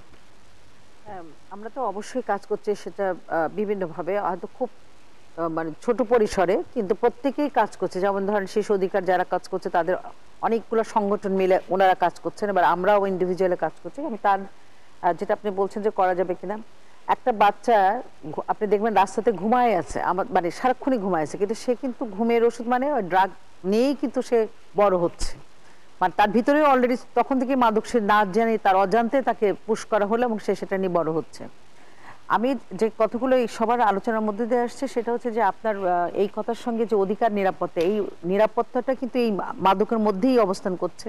এই যে ছোট মেয়েদেরকে যে সেক্সুয়াল ইয়েতে ব্যবহার করা হচ্ছে, অর্থাৎ আমরা পতিতাবৃত্তি বলবো না, কারণ বাচ্চাদের তো পতিতাবৃত্তির ভিতরে যাচ্ছে না, কিন্তু চাইল্ড পতিতাবৃত্তি এখন বেশ বেড়ে গেছে। সবকিছু মিলে যেটা আসছে, সেটা আমার কাছে মনে হচ্ছে যে শুধু আইন দিয়ে, আইন তো আছেই আমাদের বড় ভালো, মানে বাংলাদেশের যতগুলো আইন আছে, মানে বিশ্বের শ্রেষ্ঠ আইনগুলো এখানে অবস্থান করছে, কিন্তু প্রয়োগের ক্ষেত্রে আমরা দেখতে পাচ্ছি যেটা হচ্ছে যে আপনার এখানে আলোচনা আসছে যে লোক সংখ্যা অনেক বেড়ে গেছে, তাদেরকে এইভাবে বা তাদের খাদ্য, তাদের বাসস্থান, তাদের আশ্রয়, চিকিৎসা আমাদের ওরকম দেওয়া সম্ভব হচ্ছে না, কারণ এই জনসংখ্যার ঘুরে ঘুরে ওই জায়গাটাই আমরা এসে দাঁড়াচ্ছি। কিন্তু যতক্ষণ মধ্যে এটা নিয়ন্ত্রণ হচ্ছে না বলে কি আমরা এটাকে মেনে নেব না? এটা নিয়ন্ত্রণের একটাই পথ আছে। আমি আজকে শুধু সরকারের উপরে বলবো না, সরকারের সঙ্গে সঙ্গে যারা বেসরকারি সংগঠন আমরা বিভিন্ন জায়গা থেকে ফান্ড পেয়ে থাকি, বা যারা আমরা কমিটেড যে আমাদের এই কাজগুলোই করতে হবে, আমি হিউম্যান রাইটস কাজ যদি করি, ওনারা শিশু অধিকার নিয়ে কাজ করে, তাহলে তাদের দায়িত্ব থাকবে এই শিশুরা কিন্তু বিভিন্ন জায়গা থেকে আমরা জানি, এলাকাগুলো কিন্তু আমরা চিহ্নিত, মোটামুটি চিহ্নিত যে কোন কোন জায়গায় বাচ্চাগুলো আছে। সেখানে যদি আমরা ওখানে যদি মনিটরিং সিস্টেমটা একটা সরকারের মাধ্যমে যদি আমরা স্ট্রংলি তৈরি করতে পারি, যে এখানকার কাউন্সিলর যে থাকবে ওনার সাথে সাথে ওখানকার যে সমস্ত সংগঠনগুলো আছে সেটা বিভিন্ন পর্যায়ে হতে পারে, নারী সংগঠন হতে পারে, মানবাধিকার সংগঠন হতে পারে, শিশু অধিকার সংগঠন, সামাজিক সংগঠন হতে পারে, ক্লাব হতে পারে, তাদেরকে নিয়ে যদি আমরা ওখানে করতে পারি যে এই বাচ্চাগুলো এই পর্যায়ে থাকবে, তাদের মধ্যে যদি কোনো রকম আমরা ঝিমুনি, খেলার থেকে বাদ দেওয়া, ড্রপ আউট হওয়া স্কুল থেকে, এদেরকে আমরা সেই জায়গাটা করে, খুব কঠিন কাজ না কিন্তু কাউন্সিল থেকে এই এলাকা ভিত্তিক যদি আমরা এই সিস্টেমটা স্ট্রংলি তৈরি করতে পারি, তাহলে মাদক থেকে কিন্তু আমরা বের করে নিয়ে আসতে পারবো। তো আপনি যেটা বলছেন যে সেক্সুয়ালি বিষয়টা, আমি একটু অরিড অন্য জায়গাটা, আমাদের মেয়েরা বা বাচ্চা মানে কন্যা শিশু যারা, তারা দুইভাবে, এটা বয়সের কারণে আমরা জানি, একসময় আমরাও এই মানে একটু ছেলে মানুষের সবাই হয়েছে একটা বয়সের কারণে, সেটা হচ্ছে যে কিশোর বয়সে কিশোর কিশোরীরা একটু স্বপ্নর জগতে থাকে, এই স্বপ্নর জগৎটাকে অন্য লোকরা কিন্তু ইউজ করে। সেই সময় হয়তো ইলেকট্রনিক মিডিয়া এরকম ছিল না, বা যেরকম বা এই যে ফোনের মাধ্যমে তাদের ছবি তোলা, তাদেরকে ব্ল্যাকমেল করা, এই যে ছবি তোলা, ব্ল্যাকমেল করা, তাদের কাছ থেকে অর্থ আদায় করে নেওয়া, তাদেরকে দিয়ে বাড়ির থেকে যে বড়লোকের মেয়ে হলে তাদের কাছে অর্থ নিচ্ছে, আবার এই ছেলেগুলাকে ভয় দেখাচ্ছে, আবার সে মেকি একটা মহর মধ্যে যাচ্ছে। এই যে কাউন্সিলিং সিস্টেমটা করার জন্য, সেজন্য একজন সাইকোলজিস্ট বা সাইকিয়াট্রিস্টের যে একটা ব্যবস্থা করা সমস্ত স্কুলগুলোতে, এগুলো কিন্তু নেই। আমার মনে হয় সরকার থেকে যদি এটা মানে আইন করার দরকার না, একটা ইনস্ট্রাকশন যদি যায় যে প্রত্যেকটা স্কুলগুলোতে একজন করে অবশ্যই সাইকোলজিস্ট বা সাইকিয়াট্রিস্ট থাকতেই হবে। কোনো বাচ্চা, যেটা সারা ওয়ার্ল্ডের প্রত্যেকটা স্কুলে আছে, যে বাচ্চাটা মন মারা হয় কেন আসলো, তখন তাকে ওখানে পাঠানো হয়, কাউন্সেলিং করা হয়, তাহলে কিন্তু আমরা মনে হয় এই খারাপ জায়গা থেকে আমরা কিন্তু বের হয়ে আসার একটা পথ পাবো। আমি দুটো পথ বলছি, একটা হচ্ছে স্থানীয়ভাবে আমাদের যে যুবক সমাজকে একত্রিত করে, এবং বড় যারা আছে গার্জিয়ানশিপ, তাদেরকে একত্রিত করে, ক্লাব, কাউন্সিলর, সরকার, বেসরকারি সংগঠন একত্রিত হয়ে এই যে যারা ড্রাগের মধ্যে ঢুকে যাচ্ছে, একমাত্র আইন প্রয়োগের সংস্থা সবকিছু করতে পারবে না। আবার এও ঠিক, আইন প্রয়োগের সংস্থারও কোনো তত্ত্বাবধানে কিন্তু এই ড্রাগগুলো ঢুকছে, এটার ভিতর কিন্তু বড় একটা মাফিয়া চক্র আছে। এটা কিন্তু আমরা শুধু কয়েকজন মিলে ধরলে যে পারবো তা না কিন্তু। সুতরাং এই জায়গাটা সংঘবদ্ধ একটা দল আমাদের তৈরি করতে হবে, যেটা এলাকা ভিত্তিক, একটা দলমত নির্বিশেষে তারা এলাকাকে, যদি আপনি যেটা সাংস্কৃতিক কথা বললেন যে মাঠে পর্যায়ে বা আমাদের আগে বিভিন্ন আমরা যখন বাড়ির বাইরে ওয়ার্ডে ওয়ার্ডে সমস্ত আমরা গান বাজনা হতো, বিভিন্ন অনুষ্ঠান হতো, তার মধ্যে তাদের ভিতরে একটা যে মনের যে বিকাশ, সেই বিকাশটা ঘটতো, যেটা সাংস্কৃতিক বিকাশ বলেন, ভালো একটা দিকের বিকাশ বলেন, জেনারেল নলেজ যেটাকে বলা হয়, ডিবেট করার যে বিষয়টা আছে, আমরা ডিবেট করে বড় হয়েছে। ছোটবেলার ডিবেট কি তখন স্কুলের যে এগুলো যদি কালচারাল, আমাদের কালচারাল মন্ত্রণালয় আছে, আমাদের সেই মন্ত্রণালয়গুলো যদি এই ব্যবস্থাগুলো করে, যে আমরা সব স্কুলকে কয়েকটা ইনস্ট্রাকশনের মাধ্যমে যদি বলা হয় যে বাধ্যতামূলকভাবে এরা এই কাজগুলো করবে, তাহলে আমার মনে হয় যে এই জায়গাটা থেকে, এই যে অপসংস্কৃতির থেকে আমরা বাচ্চাগুলোকে কিছুটা হলে কমায় নিয়ে আসতে পারবো। আমরা যে একবারে নিশ্চিহ্ন করে ফেলবো, আমি সেদিকে যাচ্ছি না। আর একটা কথা বলতে চাই, যেমন আজকে আপনাদের টিভির ইয়েতে দেখছিলাম ব্রেকিং নিউজে, যে একটা দাদি তাদের নিজেদের ইন্টারনাল প্রোগ্রাম, মানে ইন্টারনাল একটা গন্ডগোলের মধ্যে দেখা গেলো যে 3 মাসের একটা শিশুকে আগুনের ছ্যাঁকা দিয়েছে। কত বড় বর্বরচিত অমানবিক হলে আমরা এই কাজগুলো করে থাকি। একটা 3 মাসের শিশু বিছানায় শুয়ে আছে, তাকে ছ্যাঁকা দিতে পারে, খুন্তির ছ্যাঁকা দিতে পারে, এটা কল্পনা করা যায় না। তার মানে আমাদের মনুষ্যত্ব, আমাদের মূল্যবোধ, আমাদের নৈতিকতা শুধু বাচ্চাদের মধ্যে থেকে চলে গেছে তা না, আমাদের বড়দের মধ্যে থেকেও চলে গেছে। সুতরাং এটা নিয়ে একদম মাঠ পর্যায়ে বলতে আমি স্থানীয় সরকারকে এখানে স্ট্রং করতে বলবো, কারণ তাদের হাতটা অনেক দূর পর্যন্ত। এই স্থানীয় সরকার যদি তাদের এলাকা ভিত্তিতে ইউনো, তারপর আবার আমি চলে আসছে যে এখনকার মেয়র, কাউন্সিলর, ওখানকার যে মহিলা কাউন্সিলরদের নাকি কোনো কাজই থাকে না, বারবার এই একটা আসে, এদেরকে কাজে লাগানো হোক, যে এই শিশুগুলা এবং ওই মূল্যবোধ মানবাধিকার নিয়ে অ্যাওয়ারনেস তৈরি করা বিভিন্ন জায়গায়। এবং আরেকটা কথা আমি সব জায়গায় বলতে চাই এবং এখনো বলছি, সেটা হচ্ছে যে সবচেয়ে কি ভিডিও চিত্রটা মানুষকে খুব দ্রুত ক্যাচ করে। সুতরাং এমন কিছু দেখানো হোক, যে দেখানোর মাধ্যমে, যেটা বড় করে প্রজেকশনের মাধ্যমে দেখানো হোক, যে এটার দেখানোর ফলে যাতে সেটা প্রোটেকশন হয়, যেটা আইন আছে, শাস্তি এত বড়, এটা খারাপ দিক আছে, দৃষ্টান্ত আপনি রাখতে চাচ্ছেন। কতগুলো দৃষ্টান্ত, একটা শুধু ওইটা না, আইনটা আছে, শাস্তি আছে। এবং সামাজিক যদি আপনার এই ঘটনা ঘটে, তাহলে আপনিই শুধু খারাপ হচ্ছে না, আপনার আরেকটা বাচ্চা খারাপ হয়ে যাবে। পাশাপাশি যদি বলা হয় যে এটার জন্য আপনি পুরস্কৃত হতে পারেন, ভালো কিছু করতে পারেন, ওয়ার্ড কমিশনার একটা বাৎসরিক একটা পুরস্কারের ব্যবস্থা করতে পারেন, বা মেয়ররা, তাহলে হয় কি মানুষের ভিতরে একটা জাগরণ সৃষ্টি হয়, মানুষের ভিতরে একটা, আমাদের ভিতরে কেমন যেন সবসময় পিছিয়ে আসা একটা ভাব আছে, সেই পিছিয়ে ভাব থেকে আমরা সামনের দিকে জি এলিনা খান, আমরা আরেকটি সাংঘাতিক ঘটনা কিছুদিন ধরে দেখছি, আমরা শুনছি যে বাচ্চাদেরকে আপনার ওই ড্রাগ অ্যাডিক্টেড করে কিংবা তাদেরকে নেশা জাতীয় কিছু খাইয়ে, কিংবা সেই পথ শিশুদেরই মূলত তাদেরকে ঘুমন্ত অবস্থায় তাদের শরীর থেকে ব্লাড নিয়ে নেওয়া হয়, এবং এটা বেশ কিছুদিন ধরে এই ইদানিং আর কি শুনছি। তো এই মানে প্রতিদিন নতুন নতুন এরকম আপনার ভয়ঙ্কর কিছু ঘটনা আমাদের সামনে আসছে। আমরা এমনি দীর্ঘদিন ধরে দেখছি ঢাকার পথ, বিশেষ করে বড় শহরের পথ শিশুরা, তারা একদম মানুষের সামনেই আপনার বিভিন্ন রকম পলিথিনের ভিতরে আপনার সেই কথিত ড্যান্ডি কিংবা আপনার নেশা জাতীয় কোনো কিছু নিয়ে তারা হেঁটে যাচ্ছে, বসে ঝিমাচ্ছে সবার সামনে দিয়ে। সেখানে সাধারণ মানুষের সাথে সাথে আইন শৃঙ্খলা বাহিনীও দেখছে, কিন্তু কোনো ব্যবস্থা নিচ্ছে না। এবং এখন যে জায়গাটায় চলে এসছে, যে এদেরকে ওই অবস্থায় কিংবা তাদেরকে আরো বেশি নেশা জাতীয় জিনিস খাইয়ে তাদের ঘুমন্ত অবস্থায় তাদের শরীর থেকে ব্লাড নিচ্ছে। তো এই জায়গাগুলোতে আপনারা তো মানবাধিকার নিয়ে কাজ করছেন, আপনারা অনেক কিছু নিয়ে কাজ করছেন, এই জায়গাগুলোতে কি আপনারা মনোযোগ দিচ্ছেন কিংবা কিছু করার চেষ্টা করছেন? হ্যাঁ, আপনি যেটা বললেন সেটা হচ্ছে যে সিগন্যালগুলোতে বেশি করে আমরা এগুলো দেখতে পাই, যেগুলো পার্কের সামনে। আপনি গত অনুষ্ঠানেও কিন্তু আমরা আলোচনা করেছিলাম, সেই সময় আপনি ব্লাড নেওয়ার বিষয়টা যেটা বলছেন, শুধু তাই না, ভিক্ষাবৃত্তি করার জন্য আমাদের যেমন আমাদের নিয়ামুল বলে একটা ছেলেকে তার গলা কাটা, যেহেতু এটা এখন আন্ডার ট্রায়াল, আমি আসামিগুলোর ব্যাপার নিয়ে কথা বলতে চাচ্ছি না, এবং তার প্যানিসটা পুরাটা তার প্রসঙ্গ কেটে ফেলা হলো। পরে CNN এর মাধ্যমে আমি জন হপকিন্স হসপিটাল থেকে তার পুরা জেনারেল রিকনস্ট্রাকশন করে আমি নিয়ে এসেছি। কিন্তু আমার প্রশ্ন হলো যে এটা একটা পার্ট গেল, আমাদের বাংলাদেশে শিশুরাই কিন্তু বারবার এই মারাত্মক সম্মুখীন হচ্ছে। কিন্তু এই জায়গাটা আবারও বলছি যে যদি আমরা শুধু ওই আইন প্রক্রিয়ার সংস্থাকে নিয়ে চিন্তা করলে আর হচ্ছে না। একসময় ছিল গ্রামে ডাকাতি হতো, তো তখন তো বন্দুক পিস্তল আর হতো না, একসময় সমস্ত লোক দলবদ্ধভাবে মানে পাহারা দিত। আমাদের এখন সেভাবেই পাহারা দিতে হবে, শিশুদের হোক আর নিজেদের হোক। শিশুকে দিতে গেলে নিজেকে রক্ষা করা হবে, কারণ শিশুগুলো তো আমার শিশু তো চলে যেতে পারে ওখানে। সুতরাং আমি মনে করি যে রাষ্ট্রের দায়িত্ব চরমভাবে আছে যে আমার শিশুকে কিভাবে আমি প্রোটেকশন দেব। আজকে আমাদের এই আলোচনা যাদের নিয়ে আমরা করছি, তারা কিন্তু কেউ শুনছে না, তারা কেউ জানছে না। সেই গ্রামের মারা হয়তো ঘুমিয়ে গেছে, তারা এগুলো দেখছেন না, দেখলেও হয়তো দেখা যাচ্ছে নাটক বা কোনো কিছু দেখছেন, আলোচনা তারা খুব কমই শুনছে। এগুলোকে নিতে হলে আপনাকে মাঠ পর্যায়ে যদি আমি কাজ করতে পারি, ওই যে শিশুগুলোকে রাস্তার ভিতরে ব্লাড না হচ্ছে বা যাদের অঙ্গহানি করা হচ্ছে, এগুলো যদি আপনি এখানে কাউরান বাজার আপনার বাড়ি হাতের কাছে, এই কাউরান বাজারে যদি সকাল 10টার ভিতর চলে যান, আমি একবার ওখানে ড্রাইভ দিয়েছিলাম, যেটা আমরা বন্ধ করেছি। কারণ কাউরান বাজার দেখবেন যে বাচ্চা কোলে করে, এক বাচ্চায় 3বার করে ঘুরে ঘুরে এর কোলে ওর কোলে আসছে, প্রত্যেকে 10 টাকা করে দিচ্ছে।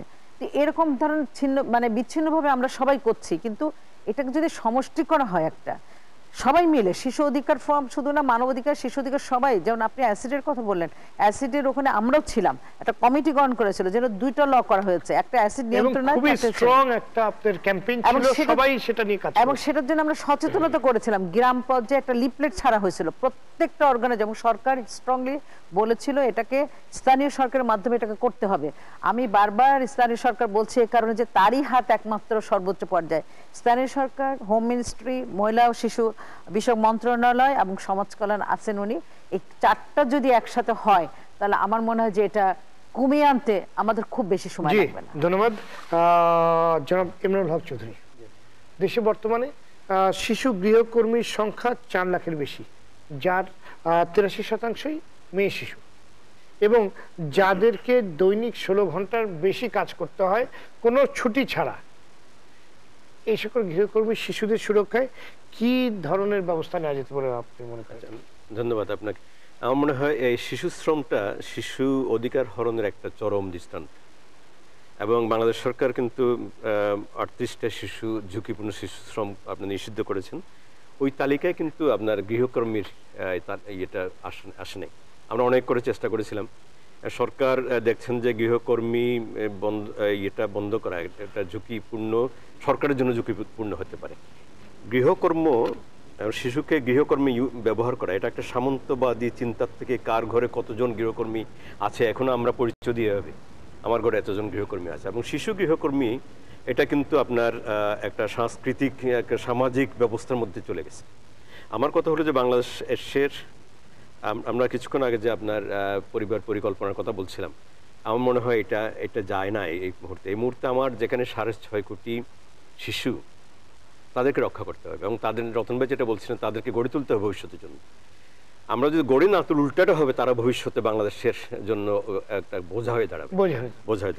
সেই জায়গায় আমার মনে হয় সরকারকে দায়িত্ব নিতে হবে, শিশু শ্রম বন্ধ করতে হবে এবং এখানে আইন এবং সামাজিক যে ব্যবস্থা, সমাজকে আবার সচেতন করা, সমাজের যে দায়িত্বটা ফিরে আনা, এটার থেকে সমাজের বিভিন্ন সংগঠনগুলোকে, বিশেষ করে এলিনা আপা যে বলছিলেন যে আমাদের স্থানীয় সরকারকে আর ব্যবহার করা, ইভেন শিশুদের সংগঠন তৈরি করে স্থানীয়ভাবে শিশুদেরকে আপনার সামনে নিয়ে আসে। সেই জন্য আমার হলো যে শিশু শ্রম বন্ধ করতে হবে, শিশুর শিক্ষা নিশ্চিত করতে হবে, পুষ্টির ব্যবস্থা করতে হবে এবং সাথে সাথে শিশু নির্যাতনটা বন্ধ করা। এখন সেই জন্য আমরা, আমাদের মিল্লাত ভাই বলছিলেন একটা পরিকল্পনার অভাব। আমরা কি শিশুদেরকে মাথায় রেখে পরিকল্পনাটা করেছি কিনা? আমাদের বাজেটে শিশুর জন্য অধিকার কি হলো? সেফটি নেটের প্রায় 89টা বা 91টা যে সেফটি নেট প্রোগ্রাম বাংলাদেশ সরকারের আছে, এখানে আমাদের জানা মতে মাত্র 3টা সেফটি নেট প্রোগ্রাম শিশুদেরকে অ্যাড্রেস করে হয়, তারাই হলো জাতির প্রায় অর্ধেক অংশ। তা আমার মনে হয় এখানে বাজেটের ব্যাপারটা আছে, শিশুর জন্য কত খরচ করছি আমরা, কোন কোন জায়গায় খরচ করছি, আপনার প্ল্যানিংয়ের মধ্যে শিশুকে কীভাবে আনছি, এই জিনিসগুলো দেখতে হবে। আর ঝরে পড়ার ব্যাপারটা স্কুল থেকে যেখানে দেন, আমার মতে পিএসসিতে যদি আপনি স্কুল সার্টিফিকেট পরীক্ষাটা যদি না হতো, দেখেন গ্রামে যদি একবার পিএসসিটি ফেল করে, সে আবার কিন্তু ক্লাস 5 পড়তে যাবে না, বিশেষ করে মেয়ে শিশু কোনোদিনই যাবে না, পাঠাবে না। আমার মতে পিএসসি জিনিসটা তুলে দেওয়া উচিত। প্রাইমারিতে কোনো আপনি স্কুল সার্টিফিকেট পরীক্ষা এরকম হওয়া উচিত না। এটা কিন্তু শিশুর শিক্ষার জন্য আপনার মাননীয় প্রধানমন্ত্রী একটা সুন্দর কথা বলেছেন যে প্রথম ক্লাসে ক্লাস 1-এ ভর্তি হওয়ার জন্য আপনার ভর্তি পরীক্ষা দিতে হবে। এটা তো শিশু শিক্ষার বিপরীতে যায়। এই জিনিসগুলো আমরা, কন্ট্রাডিক্টরি জিনিসগুলো আমরা কিন্তু চালু রেখেছি এখানে বাংলাদেশে। আরেকটা জিনিস হলো যে স্কুল থেকে ঝরে পড়া আরেকটা বড় কারণ, গ্রামে কিন্তু স্কুলে থেকে যে পড়ে আসে তারপর দিন গিয়ে আবার বাড়ির কাজ থাকে, বাড়ির পাঠ থাকে, স্কুলের পাঠ বাড়িতে করে তৈরি করতে হয়, তারপর যেতে হয় তাকে স্কুলে যাওয়ার জন্য। কিন্তু বাড়িতে সে তো পড়ানো, তাকে সহায়তা করার জন্য কেউ নাই, তার বাবা মা সেভাবে শিক্ষিত নয়, সে ডিসকারেজড হয় তারপর দিন আবার স্কুলে যাওয়ার। সেজন্য স্কুলে যাওয়ার যে আকর্ষণ, তার থেকে স্কুলে না যাওয়ার জন্য তার যে মনোভাব তৈরি হয়, স্কুলের পাঠ তৈরি করতে না পারাতে একটা নেগেটিভ। অবশ্যই এখন সরকারকে এই প্ল্যানিং এর মধ্যে এগুলো আনতে হবে। শুধু স্কুলে পড়ালে হবে না, তার বাড়িতে যদি পড়তে হয়, স্কুলে পড়াটা এরকম হবে আপনার বাড়িতে যেন পড়তে না হয়, অথবা বাড়িতে যদি পড়তে হয় তাহলে বাড়িতে শিক্ষার ব্যবস্থা করতে হবে। আমরা কিন্তু বিশেষ করে বাংলাদেশ শিশু অধিকার ফোরামের অনেক সদস্য সংগঠন আমরা বাড়ির কাজটা কিন্তু করে দিচ্ছি। আমরা দেখলাম যেটা বাস্তব সমস্যা, এই সমস্যাকে যদি আমরা উতরাতে চাই তাহলে কিন্তু বাড়িতে পাঠদান পদ্ধতি আমাদের চালু করতে হবে। সেজন্য আমাদের প্রস্তাব হলো যে শিশুদের জন্য যেটা খরচ করবো এটা আসলে ইনভেস্টমেন্ট, কিন্তু শিশুদের জন্য যেই খরচটা করতেছে আমরা ইনভেস্টমেন্ট। সেজন্য সরকারকে শিশুর জন্য যত ধরনের আইন প্রয়োগ করা দরকার করতে হবে, যত জোরাজুরি করতে হয় সেই 6 কোটি 6.5 কোটি শিশুকে সামনে নিয়ে সমাজকে তৈরি করার জন্য এখানে আইনের প্রয়োগ, আরও আইন যদি তৈরি করতে হয় তা করা। বাংলাদেশে শিশু আইন আছে, শিশু আইন 2013। এই শিশু আইন 2013 কিন্তু বিভিন্ন কন্ডিশনসগুলো তৈরি করা ছিল, এখনো কিন্তু আমরা কিন্তু শিশু আইনের আপনার বিধিমালাটা পাইনি। শিশু আইনে বলা আছে কেন্দ্র থেকে আপনার একেবারে নিম্ন পর্যায় পর্যন্ত বিভিন্ন কমিটি করার কথা, যেখানে স্থানীয় সরকারের লোকজন অংশগ্রহণ করবে, সমাজের বিভিন্ন স্তরের জনগণ থাকবে, সরকারি প্রতিনিধিরা থাকবেন। এই কমিটিগুলো কিন্তু করা হয়নি। তো আমার মতে যেখানে আইন করছি, আইনের প্রয়োগের জন্য এই যে মেকানিজমগুলোতে আপনার হাত দেওয়ার বিশেষ জরুরি। আপনি বাংলাদেশে ট্রাফিকিং আইন, শিশু ট্রাফিকিং আইন আছে, কিন্তু তারপরেও তো আমরা টেকনাফ দিয়ে দেখলাম যে আপনার অল্প বয়সী শিশু আপনার আমরা ইয়েতে দেখেছি, আমরা মানবাধিকার কমিশন থেকে বলা হচ্ছিল যে 18 বছরের নিচে অনেক আপনার ইয়ে পাওয়া গেছে, আপনার যারা চলে গেছে এদেশ থেকে। তার মানে কি শিশু পাচার হচ্ছে, লেবার পাচার যেখানে হচ্ছে শিশু পাচার হচ্ছে, নারী পাচার হচ্ছে, আইন তো আছে। তা আমার মতে সেজন্য শিশুদের জন্য বিশেষ নজর দিতে হবে। এখানে শিশুর আধিক্য হয়ে গেছে, বেশি হয়ে গেছে, এই জিনিসটা কোনো মতে আনা উচিত হবে না। এটা শিশু অধিকারের আরেকটা বড় লঙ্ঘন হবে। যে শিশুরা আমাদের সামনে চলে এসছে তারাই জাতির ভবিষ্যৎ, সরকারের দায়িত্ব হবে যেভাবে হোক তাদেরকে সুযোগ করে দেওয়া। এবারের ইয়েটা হলো যে যদি সে পায় পরিবেশ, এই পরিবেশটা তৈরি করে দেওয়া কিন্তু সরকারের দায়িত্ব। জি, আপনার কাছে আসবো জনাব রাজিকুজ্জামান রতন। বিশেষ করে একটি তথ্য বলছে দেশে প্রায় 34 লাখ পথ শিশু আছে যারা বিভিন্ন সুযোগ সুবিধা ও অধিকারের ক্ষেত্রে বৈষম্য শিকার, নানাভাবে নিগৃহীত, নির্যাতনের শিকার। এই বিপুল সংখ্যক শিশুকে আপনার বঞ্চিত রেখে বা মূল ধারার সাথে সম্পৃক্ত না করে উন্নত বাংলাদেশের বিনির্মাণ আদৌ কি সম্ভব হবে? প্রধানমন্ত্রী নিজে বলেছেন যে 35 লাখ পথ শিশু আছে, এবং তিনি বলেছেন যে আমরা যদি 16 কোটি মানুষের খাবারের ব্যবস্থা করতে পারি, কেন 35 লক্ষকে খাওয়াতে পারবো না।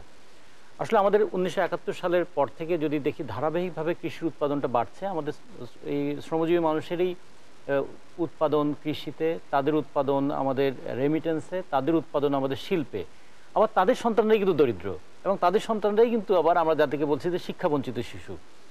তাহলে রাষ্ট্রের এখানে একটা দায়িত্ব থেকে যায়। সেই দায়িত্বটা রাষ্ট্র পালন করবে কি করবে না? আমাদের কি খাদ্যের অভাব বলে শিশুরা খাদ্য বঞ্চিত? বলা হচ্ছে যে গোটা পৃথিবীতে প্রায় 20 কোটি শিশু, তারা এখন কিন্তু তাদের স্ট্যান্ডার্ড গ্রোথ, মানে তাদের পরিপূর্ণ বিকাশটা হয়নি, এবং এটার পরিমাণটা এই এশিয়ান অঞ্চলের মধ্যে বেশি, এবং বাংলাদেশ এখানে একটা খুবই গুরুত্বপূর্ণ জায়গায় আছে। একটা জিনিস খেয়াল করতে হবে, খাদ্যের অভাব নাই আমাদের এখানে, আছে খাদ্য বন্টনের ক্ষেত্রে সুষ্ঠু পরিকল্পনার অভাব। আমাদের এখানে খাদ্য আছে এবং পুষ্টি সংক্রান্ত জ্ঞানের অভাব, আর তার সঙ্গে আছে আমাদের সামর্থ্যের অভাব। এগুলোকে যদি একটু রাষ্ট্রীয় পরিকল্পনার মধ্যে নিয়ে আসা যায়, তাহলে এখনও আমাদের যেটুকু প্রোডাকশন আছে তা দিয়ে আমরা একটা জনশক্তিকে, আমরা দক্ষ জনশক্তিকে গড়ে তুলতে পারি। একটা জিনিস খেয়াল রাখতে হবে, যে শিশু পৃথিবীতে এসেছে সে সংখ্যায় বেশি না কম এই আলোচনার চাইতে তাকে আমি কিভাবে মেনটেন করতে পারি সেদিকটা দেখা দরকার। তা নাহলে কি দাঁড়াবে, একদিন এদের একটা শ্রমশক্তিটা ওয়েস্টেজ হবে, রাস্তায় রাস্তায় ঘুরে বেড়ালে ওয়েস্টেজ অফ লেবার পাওয়ার। কিন্তু আরেক দিক থেকে হবে ডেঞ্জারাস ফর দ্য সোসাইটি, কারণ এই শিশু তো কারো কাছ থেকে কোনো সহানুভূতি পায়নি, ভালোবাসা পায় নাই, সে কোনো পারিবারিক বন্ধন বলতে কিছু জানে না। এ তো একদিন বড় হবেই। এই যে ফ্রাঙ্কেনস্টাইন হবে না, এর হাতে 200 টাকা ধরিয়ে দিয়ে এখন যদি বলে যে অমুককে বোমা মেরে আসো, ওর কাছে 200 টাকাটাই প্রধান, কাকে বোমা মারলো সেটা কিন্তু বড় বিষয় নয়। ফলে আমরা যদি ভবিষ্যতের সোশ্যাল সিকিউরিটি, সোশ্যাল সেফটি, আমরা যদি বলি একটা congenial atmosphere in the society, এটা যদি চাই, তাহলে এই পথ শিশুদেরকে পথে রেখে সেটা কিন্তু করা সম্ভব হবে না। তাহলে আমরা যদি আমাদের ভবিষ্যতের কথা ভাবি, এই শিশুর দায়িত্বটা আমাদের নিতে হবে, এই দায়িত্বটা আমাদের রাষ্ট্রকে নিতে হবে। এলিনা পাক্তা তো কথা বলেছেন, এই কথা কি ওই শিশুরা শুনছে? ওই শিশুর শোনার দরকার নেই, কারণ সে তো তার জীবন যন্ত্রণায় অতিষ্ঠ। যাদের রাষ্ট্রের এবং সমাজে কিছু করার আছে তারা যদি ঠিক মতো শোনে এবং তারা যদি তাদের ডিউ রেসপন্সিবিলিটিটা শোল্ডার করে, তাহলে কিন্তু এখান থেকে আমরা দেশটাকে বাঁচাতে পারবো। এক নাম্বার 2 হলো, যেমন ধরুন বাংলাদেশে 80 লক্ষ মানুষ নেশাগ্রস্ত, বলা হচ্ছে তার মধ্যে 91% হচ্ছে এই কিশোরেরা। তাহলে এই যে মাদকাসক্ত, আচ্ছা আমাদের মাদক কোত্থেকে আসে? আমাদের বর্ডারে নাকি 38টা ফেন্সিডিলের কারখানা আছে, মায়ানমার থেকে ইয়াবা আসছে। এগুলো কারা আনে? তারা তো নিশ্চয়ই শিশু নয়। শিশুরা হয় অ্যাবিউজড হয় অথবা ড্রাগ ক্যারিয়ার হিসেবে ব্যবহৃত হয়। করে কে? যারা করে তাদেরকে যদি দৃষ্টান্তমূলক শাস্তির আওতা না নিয়ে আসা যায়, তাহলে এটা তো একটা ভয়ঙ্কর বিষয় হয়ে দাঁড়াবে। আর একটা বিষয় যদি ধরি, যে আমাদের এই যে ধরুন গ্রোথ, যেটা শিশুদের যে গ্রোথ পিরিয়ড, অ্যাডোলেসেন্স, যাদেরকে আমরা পিউবার্টি বলি, এই সময়টা দেখেন কি একটা ভয়ঙ্কর সময় যাচ্ছে আমাদের।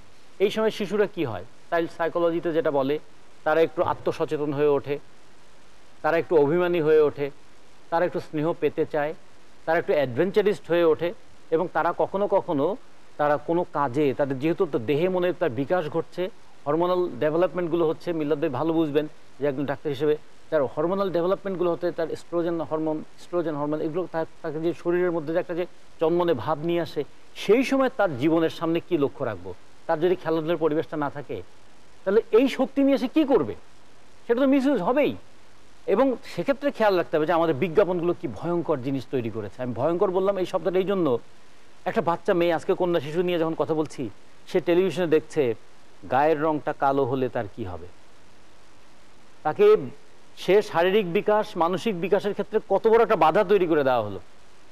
আবার আর একটা বিজ্ঞাপন আসছে, মা সন্তান তার পেটে আছে, সে বলছে আমার বাবুটার গায়ের রং যেন আমার মতো না হয়। তার মানে এই বিষণ্ণতা ছড়িয়ে দিচ্ছে আমি সমাজের মধ্যে, এবং এটা নিয়ে বাণিজ্য হচ্ছে। ফলে আমাদের এখানে যে বিজ্ঞাপনের নামে নারীদেরকে অধস্তন করে দেখানো, তার গায়ের রংটাকে তার জন্য অযোগ্যতা হিসেবে দেখানো, একবার গায়ের রং যদি কাউকে অযোগ্যতা হিসেবে দেখাই, আবার কাউকে যদি গায়ের রং এটা প্রাকৃতিক, এই প্রাকৃতিক গায়ের রংটাকে কারোর জন্য যদি সুপিরিয়রিটি কমপ্লেক্স হিসেবে তৈরি করে, সুপিরিয়রিটি কমপ্লেক্সের সমাজে যেমন সমস্যা তৈরি করবে, ইনফিরিয়রিটি কমপ্লেক্সটা সমাজের জন্য একটা সমস্যা তৈরি করবে। কিন্তু তার যদি বিজ্ঞান মনস্কতা থাকতো যে গায়ের রং কেন কালো হয়, গায়ের রং কেন সাদা হয়, গায়ের রং কেন বাদামি হয়, মেলানিন পিগমেন্টেশনের জন্য, এখানে আমার কোনো হাত নেই। আফ্রিকার মানুষকে যতই ফেয়ার অ্যান্ড লাভলি ক্রিম মাখান না কেন, আফ্রিকার মানুষটা সাদা হবে না। ফলে এটা হচ্ছে যে তার হিউমিডিটি, তার টেম্পারেচার এবং তার সানলাইট ইন্টেন্সিটি, তার ডে লেন্থ, সব কিছু মিলে তার শরীরের গায়ের রংটা এরকম হয়েছে। আমাদের এখানে আমরা যতজন বসে আছি, একজনের সঙ্গে আরেকজনের গায়ের রং মিলছে না কেন? কারণ আমাদের এই ভূখণ্ডটা এত লুক্রেটিভ ছিল যে ইউরোপ থেকে মানুষ এসেছে, আফ্রিকা থেকে মানুষ এসেছে, আমাদের এখানে আরব থেকে এসেছে, মঙ্গোলিয়া থেকে এসেছে। মঙ্গোলিয়ানরা আমাদেরকে তাদের বোচানাক দিয়ে গেছে, আরবরা তাদের খারানাক আমাদেরকে দিয়েছে, আমাদের এরিয়ানরা তাদের অনেকটা বাদামি রঙের গায়ের রং আমাদেরকে দিয়েছে। আমরা যারা দ্রাবিড়িয়ান ছিলাম তাদের আবার কিছুটা কালো রং আমরা পেয়েছি। সেজন্য এক পরিবারের মধ্যে যদি 3-4 জন ছেলে মেয়ে থাকে, তাদের 3-4টা ছেলে মেয়ে 3 রকম গায়ের শেডস অফ কালার হয়ে যায়। এইটা যদি একটা বিজ্ঞান মনস্কতা আমাদের এখানে থাকতো শিশু কিশোরের মধ্যে, সে কখনো তার কালার কমপ্লেক্সিটিতে ভুগতো না, সে তার কখনো তার শরীরের গড়ন নিয়ে ভুগতো না, সে ভুগতো তার মানসিক বিকাশের ক্ষেত্রে কি কি করা দরকার। তাই রাষ্ট্রের এই জন্য শিক্ষা পলিসিটা দরকার, এডুকেশন সিলেবাসটা দরকার, এবং সোশ্যাল সাইকি যেটা সেটা দরকার। আমার ছেলের বউটাকে নিয়ে আসতে হবে অমুক রকম। তাহলে এইটা যে একটা বাচ্চার মনের মধ্যে, সে যখন তার ভাইয়ের বউয়ের কথা ভাবে, সাথে সাথে নিজের গায়ের রঙের দিকেও সে তাকায়। ভাইয়ের বউটাকে সে ফর্সা দেখতে চায়, আবার নিজের রংটা ফর্সা না বলে সে বিষণ্ণতায় ভোগে। এই যে কত রকমের যে মেন্টাল মেকআপ, সেখান থেকে যেটা এলিনাপা বললেন, সেখান থেকে বাচ্চাদের মধ্যে কি হয়, এই কিশোরীদের মধ্যে কখনো কখনো স্নেহকাতর প্রবণতা তৈরি হয়। এই স্নেহকাতর প্রবণতাকে কেউ কেউ ব্ল্যাকমেইল করে তাকে অ্যাবিউজ করতে পারে। কখনো কখনো তার মধ্যে অতিরিক্ত ওভার অ্যাক্টিভিটিস তৈরি হয়, এটাকে কেন্দ্র করে তাকে ব্ল্যাকমেইল করতে পারে। শিশুরা যে ব্ল্যাকমেইলের শিকার হয়, তার যে গ্রোথ পিরিয়ড, সেটাকে ঠিক মতো আমরা মেনটেন করতে পারছি না বলেও এটা হয়।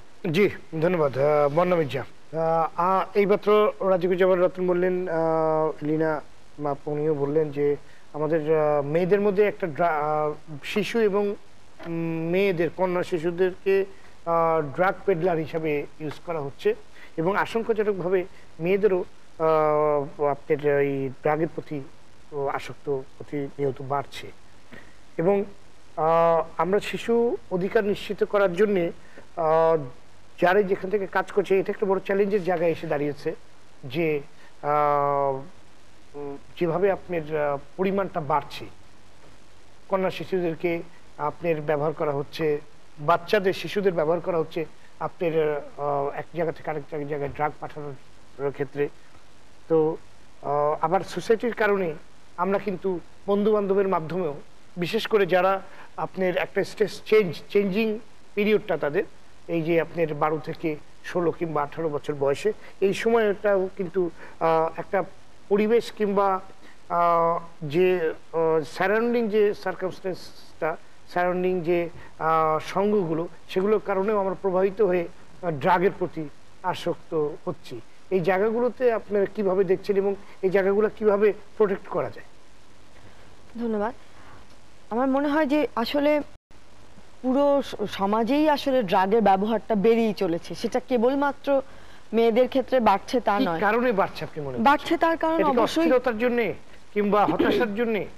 কোনো হতাশা বা অস্থিরতা কেবলমাত্র একটি অনুষঙ্গ নয়। আসলে আমার মনে হয় যে এই সময় ভাবনার গতি প্রকৃতি, যেহেতু আমরা বলছি যে অ্যাডোলেসেন্ট পিরিয়ডে তাদের ভাবনা নানান ধরনের হতে পারে, ফলে তারা কোন জিনিসটা করতে হবে এবং কোন জিনিসটা করতে হবে না, এইটার মধ্যে না যে একটা আলগা জায়গা, যেটাকে তাদের আর একটা ফ্যান্টাসির মধ্যে থাকে, আমার মনে হয় যত না হতাশার জন্য এই কাজটি করে থাকে, বিশেষ করে শহরের ছেলেমেয়েরা, তার চাইতে অনেক বেশি ফ্যান্টাসির জায়গা থেকে করে থাকে।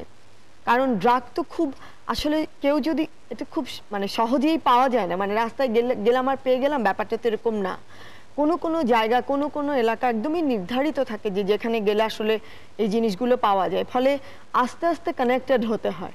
এবং যখন হয় তাদের এমন ধরনের বন্ধু বান্ধব থাকে যারা এটির মধ্যে পড়ে যায় আসলে।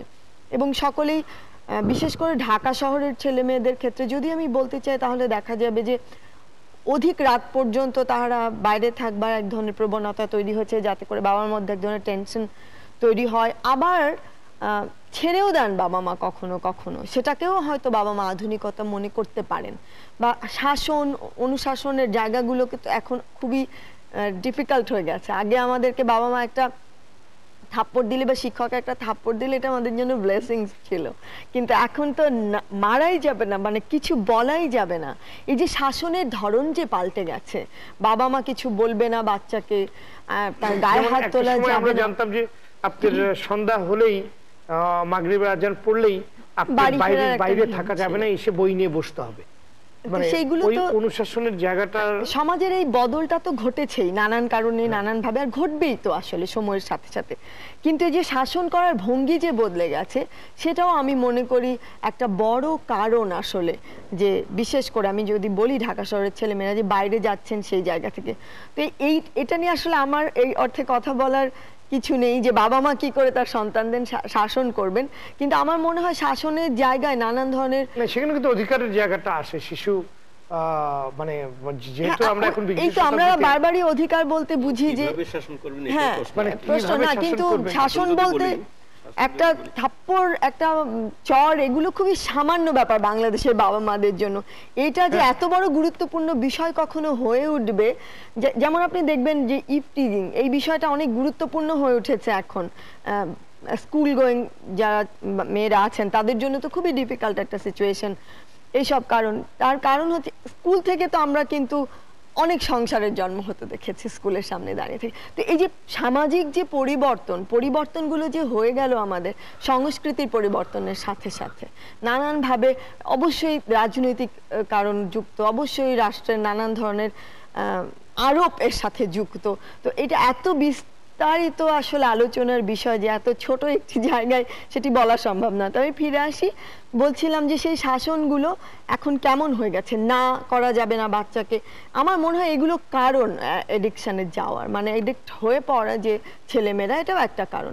সহজে বাবা মা কিছু বলেন না, কোথায় থাকছে খোঁজই নেন না, এগুলো তো ঘটে শহরের জীবন যাপনে। মানে অধিকারের নামে আবার বেশি আপনার হ্যাঁ অনেক বেশি অধিকার দিতে গিয়ে আসলে তো আমরা দিতে গিয়ে এগুলো বাবা মা খবর রাখছেন না যে এমনও তো বেশি রাত্রে ছেলে মেয়ে কোথায় থাকছে। হ্যাঁ হচ্ছে, অবশ্যই হচ্ছে। বয়সের যে যাদের নিয়ে সবচেয়ে বেশি আপনার চিন্তা করা উচিত যে এই বয়সটা চেঞ্জিং, এখানে এই সময় তো বাচ্চারাও জানছে যে বয়সন্ধিক্ষণটা খুব আপনার একটা সেনসিটিভ সময়। এই সময় তো আসলে ওরাও শুনছে, জানছে যে ওদেরকে কিছু বলা যাবে না, বলাটা ঠিক না, অন্যায়, কিন্তু তারা কিন্তু যে কোনো জিনিসে প্রভাবিত হচ্ছে অনেক বেশি। হ্যাঁ অনেক বেশি, খুবই স্বাভাবিক, তার কারণ তাদের মনোগড়ন পাল্টাচ্ছে, তারপরে বন্ধুর জীবন যাপন দেখছে। যেটা বলছিলেন যে প্রতিটা স্কুলে কিংবা আপনার কলেজে আপনার একজন কাউন্সিলরের ব্যবস্থা থাকাটা খুব জরুরি, এবং খুব ফ্রিকুয়েন্ট কাউন্সিলিং হলে এই জায়গাগুলোতে অনেকখানি আপনার প্রতিরোধ তৈরি করা যেতে পারে। সেটা অবশ্যই করা যেতেই পারে, সেটা একটা পথ, কিন্তু এক ধরনের অস্থিরতা তো আছেই।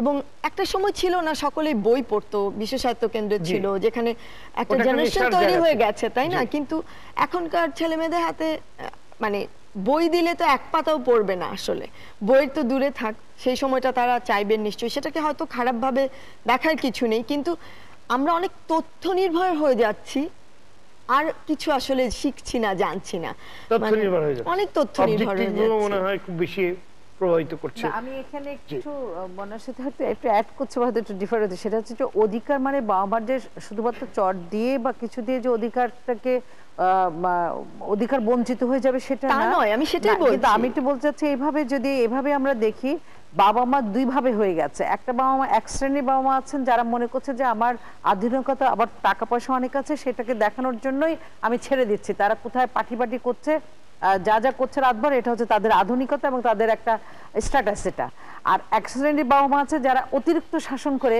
বাচ্চাগুলোকে মাঝখানে নিয়ে যাচ্ছে। তখন এই বাচ্চাগুলো স্কুলে বা কলেজ বা ইউনিভার্সিটি এসে দেখছে মিক্স হচ্ছে, তখন দেখা যাচ্ছে যে এর বাবা মা এরকম দিচ্ছে, এর বাবা মা এরকম দিচ্ছে, তখন তাদের ভিতরে একটা কনফ্লিক্ট তৈরি হচ্ছে। এই জায়গাটা যদি এসে আমরা যদি ওই যে আমি কাউন্সিলের কথাটা এই জন্যই বলেছি, কারণ স্কুল এমন একটা বড় জায়গা বা কলেজ বা ইউনিভার্সিটি এমন একটা জায়গা যেখানে মনের কথা খুলে বলার জন্য অনেক সময় টিচার দরকার লাগে, অনেক সময় নিজের বন্ধু বান্ধব লাগে, এবং কাউন্সিলর যদি হয় তাহলে খুব বেস্ট হয়, যেটা সারা ওয়ার্ল্ডে বড় বড় উন্নত দেশগুলোতে আছে। এই জায়গাটা আমি বলতে চাচ্ছি যে মাঝে মাঝে থাকা উচিত, না একদম স্ট্রিক্ট না করতে হয়, একদম শাসনের নামে তাদেরকে একদম কড়াকড়ি করে ফেলা। এটাই জি। বর্ণামী, আপনার কথা আমি শুনলাম। জনাব শাহাদাত হোসেন, শিশু কিংবা মানে যদি বলি যে একদিকে শিশুদের উপরে অনেক বইয়ের বোঝা চাপানো হচ্ছে, পড়াশোনার বোঝা চাপিয়ে দেওয়া হচ্ছে, এবং একটা রুটিন, মানে এই টিচার যাওয়ার পর ওই টিচার, স্কুলের পর আবার টিচার, কোচিং সেন্টার, আবার অন্যদিকে তাদের খেলাধুলা ও স্বাভাবিক বিনোদন কিংবা বিকাশের যে সুযোগগুলো সেগুলো দিন দিন সীমিত হয়ে পড়ছে।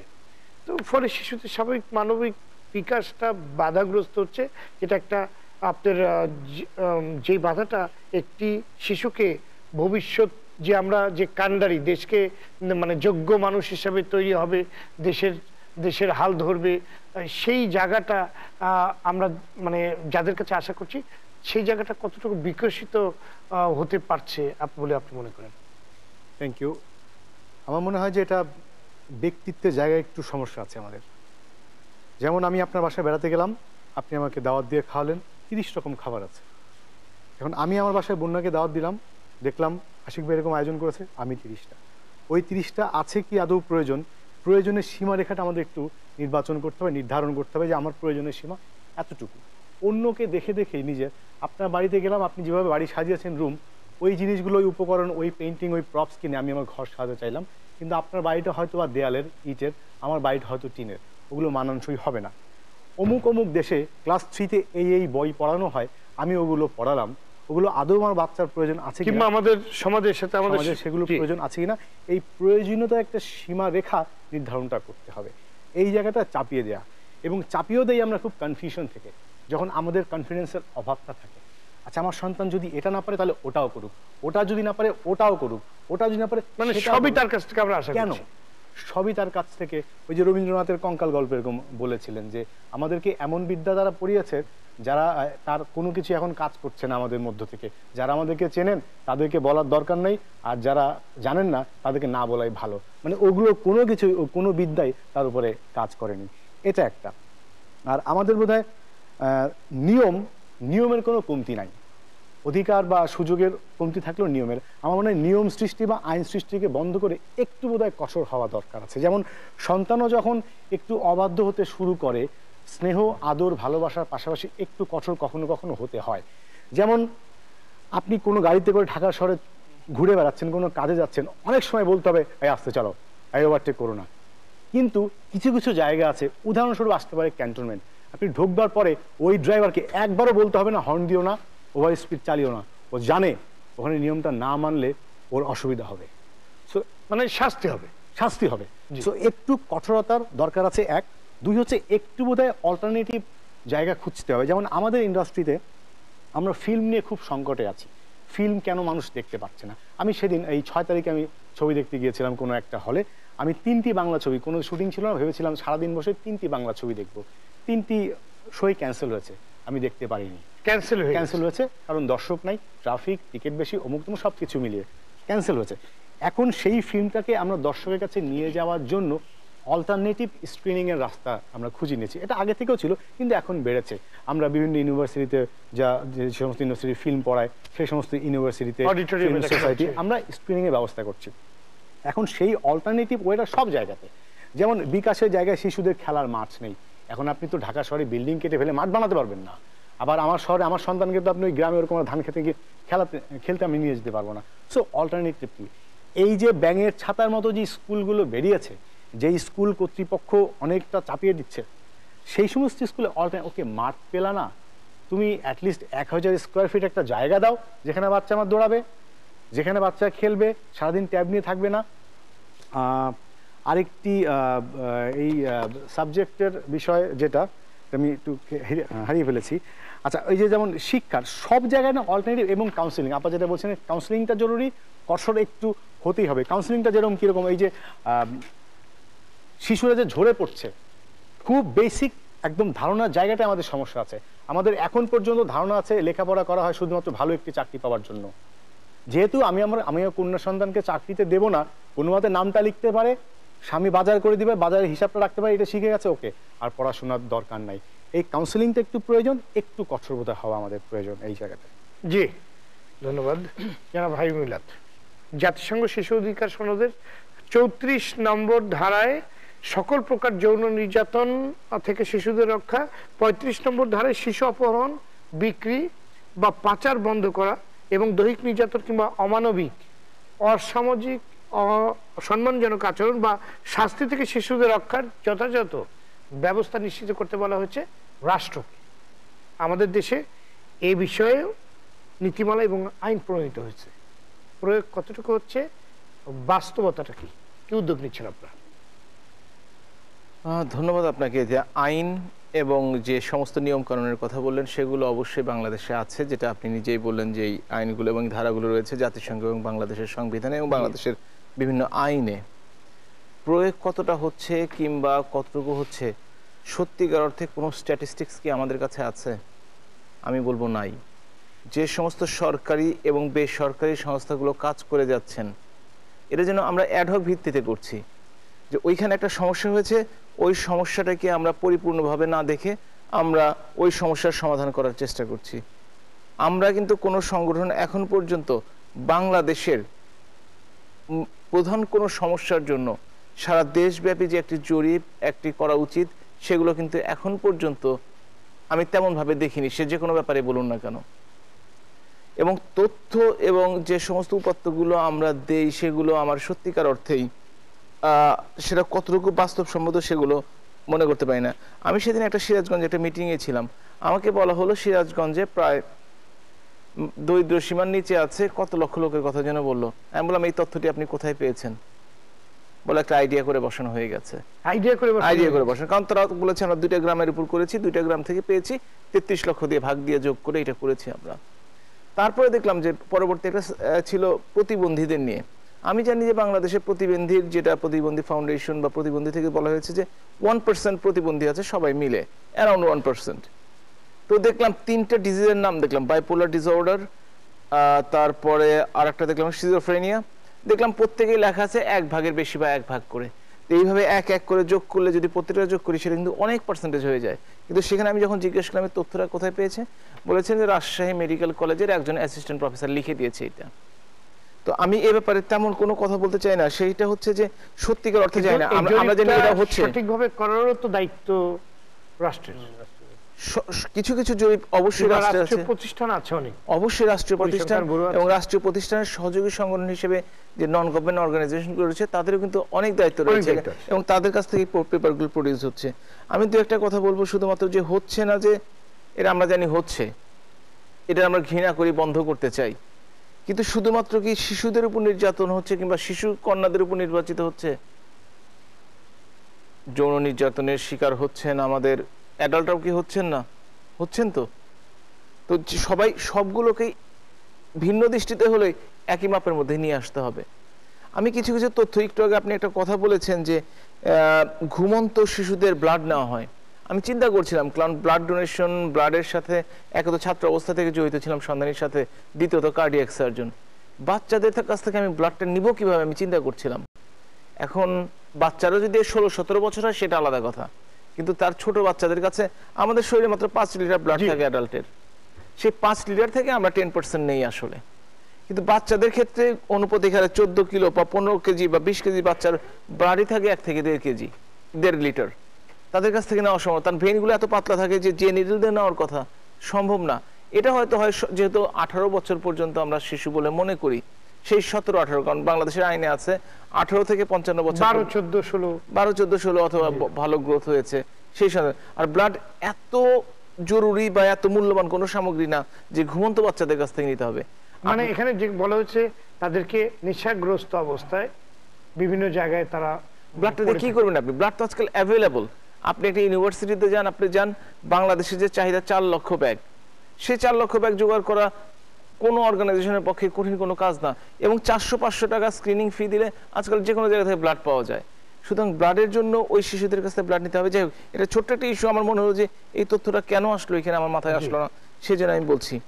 আর স্কুল সাইকিয়াট্রিস্ট অবশ্যই দরকার আছে, উন্নত দেশে অনেকে আছে। আমি পরশুদিন একটা পত্রিকা পড়ছিলাম, ওই প্রতিদ্বন্দ্বীদের দেখেই তারা দাবি করছিল যে প্রত্যেকটা জায়গায় একজন করে সাইকিয়াট্রিস্ট দেওয়া হোক। পরে আমি খোঁজ নিয়ে জানলাম বাংলাদেশে টোটাল সাইকিয়াট্রিস্টের সংখ্যা মাত্র 7 জন কোয়ালিফাইড, মাত্র 7 জন। ইচ্ছে করলেও তো আমরা সত্যি, কারণ তারা মনে করে যে প্রতিবন্ধী দেখি এরা তো পাগলের ডাক্তার, কে আর পাগলের ডাক্তার হইতে চাইবে বলেন? এটা প্রথম আলোর খবর, এই গত 2 দিন আগের খবর। তো কাজেই আমার মনে হয় যে এই মাত্র 7 জন, হ্যাঁ এমবিবিএস ডাক্তার আছে শত শত, হাজার হাজার, 50,000, তারা কিন্তু স্পেশালিস্ট না। আর উন্নত বিশ্বে স্কুল সাইকোলজিস্ট থাকে, এই যে আমাদের সাইমা হোসেন পুতুল, তিনিও কিন্তু স্কুল সাইকোলজিতে মাস্টার্স করেছেন, পোস্ট গ্রাজুয়েশন ডিগ্রি করেছেন। তিনি কিন্তু সেখান থেকে অটিজম নিয়ে আজকে আন্দোলন করছেন। সুতরাং এটার দরকার আছে, কিন্তু আমাদের দেখতে হবে আমাদের ডিমান্ড, এবং মেইনলি আমাদের ডিমান্ডের দিকে চাইতে হবে, এবং আমাদের ফাইন্যান্সিয়াল কনস্ট্রেইন, আমাদের কি পরিমাণ আমরা আসলে দেখতে পারবো সেইটা, সেই হিসাবে প্রায়োরিটি সিলেক্ট করতে হবে। এইটা হয়তো সেই প্রায়োরিটির মধ্যে এখনো পড়ে না, হয়তো 2021 সনের মধ্যে বা 41 সনের কাছাকাছি সময় হয়তো এইটা আমাদের প্রায়োরিটি হবে। এটা কিন্তু এখনো প্রায়োরিটি না। এই যে স্কুল সাইকোলজিস্ট, যেখানে স্কুল শিক্ষক দিতে পারছি না, আমার নির্বাচনী এলাকার চর অঞ্চলের স্কুলগুলো, গ্রামের স্কুলগুলোতে 2-3 জনের বেশি শিক্ষক নাই। ইচ্ছে করলেও আমরা শিক্ষক ওই স্কুলটিতে পাঠাতে পারি না। তাদের যতবারই পাঠান না কেন, তারা কোনো না কোনো ভাবে তদবির করে তারা শহরে চলে আসবে। যেমন ডাক্তারদের গ্রামে পাঠানো সম্ভব না, ডাক্তাররা গ্রামে থাকছে না। যদি আমি ডাক্তারের আমার বিপক্ষে যাবে, তারপর আমি কথাটি বলছি। সুতরাং আমি মনে করি যে এই ধরনের অবশ্যই আমাদের মাথায় রাখতে হবে। বিতর্ক আছে যে স্কুল শিক্ষকদের বেতনটা যদি আপনার একটা স্ট্যান্ডার্ড জায়গায় থাকতো, তাহলে গত বছর 20 ভাগ বাড়ানো হয়েছে, 50 ভাগ মহার্ঘ ভাতা বাড়িয়েছে, এবং নতুন পে স্কেলে। এখন কথা হচ্ছে যে কত হয়েছে, আমাদের দেশের চিন্তাটা করেন আপনি, অবশ্যই বেতন বাড়া উচিত, কোনো সন্দেহ নেই। মানে সেটা যদি 5,000 থেকে আপনি যে সমস্ত দেশের কথা চিন্তা করছেন, আপনি সে সমস্ত দেশে হয়তো $10, $11, $12 হচ্ছে মিনিমাম ওয়েজেস। যারা ওই ক্লিন করবে তারা 1 ঘন্টা কাজ করলে $11 বা $10 পাবে।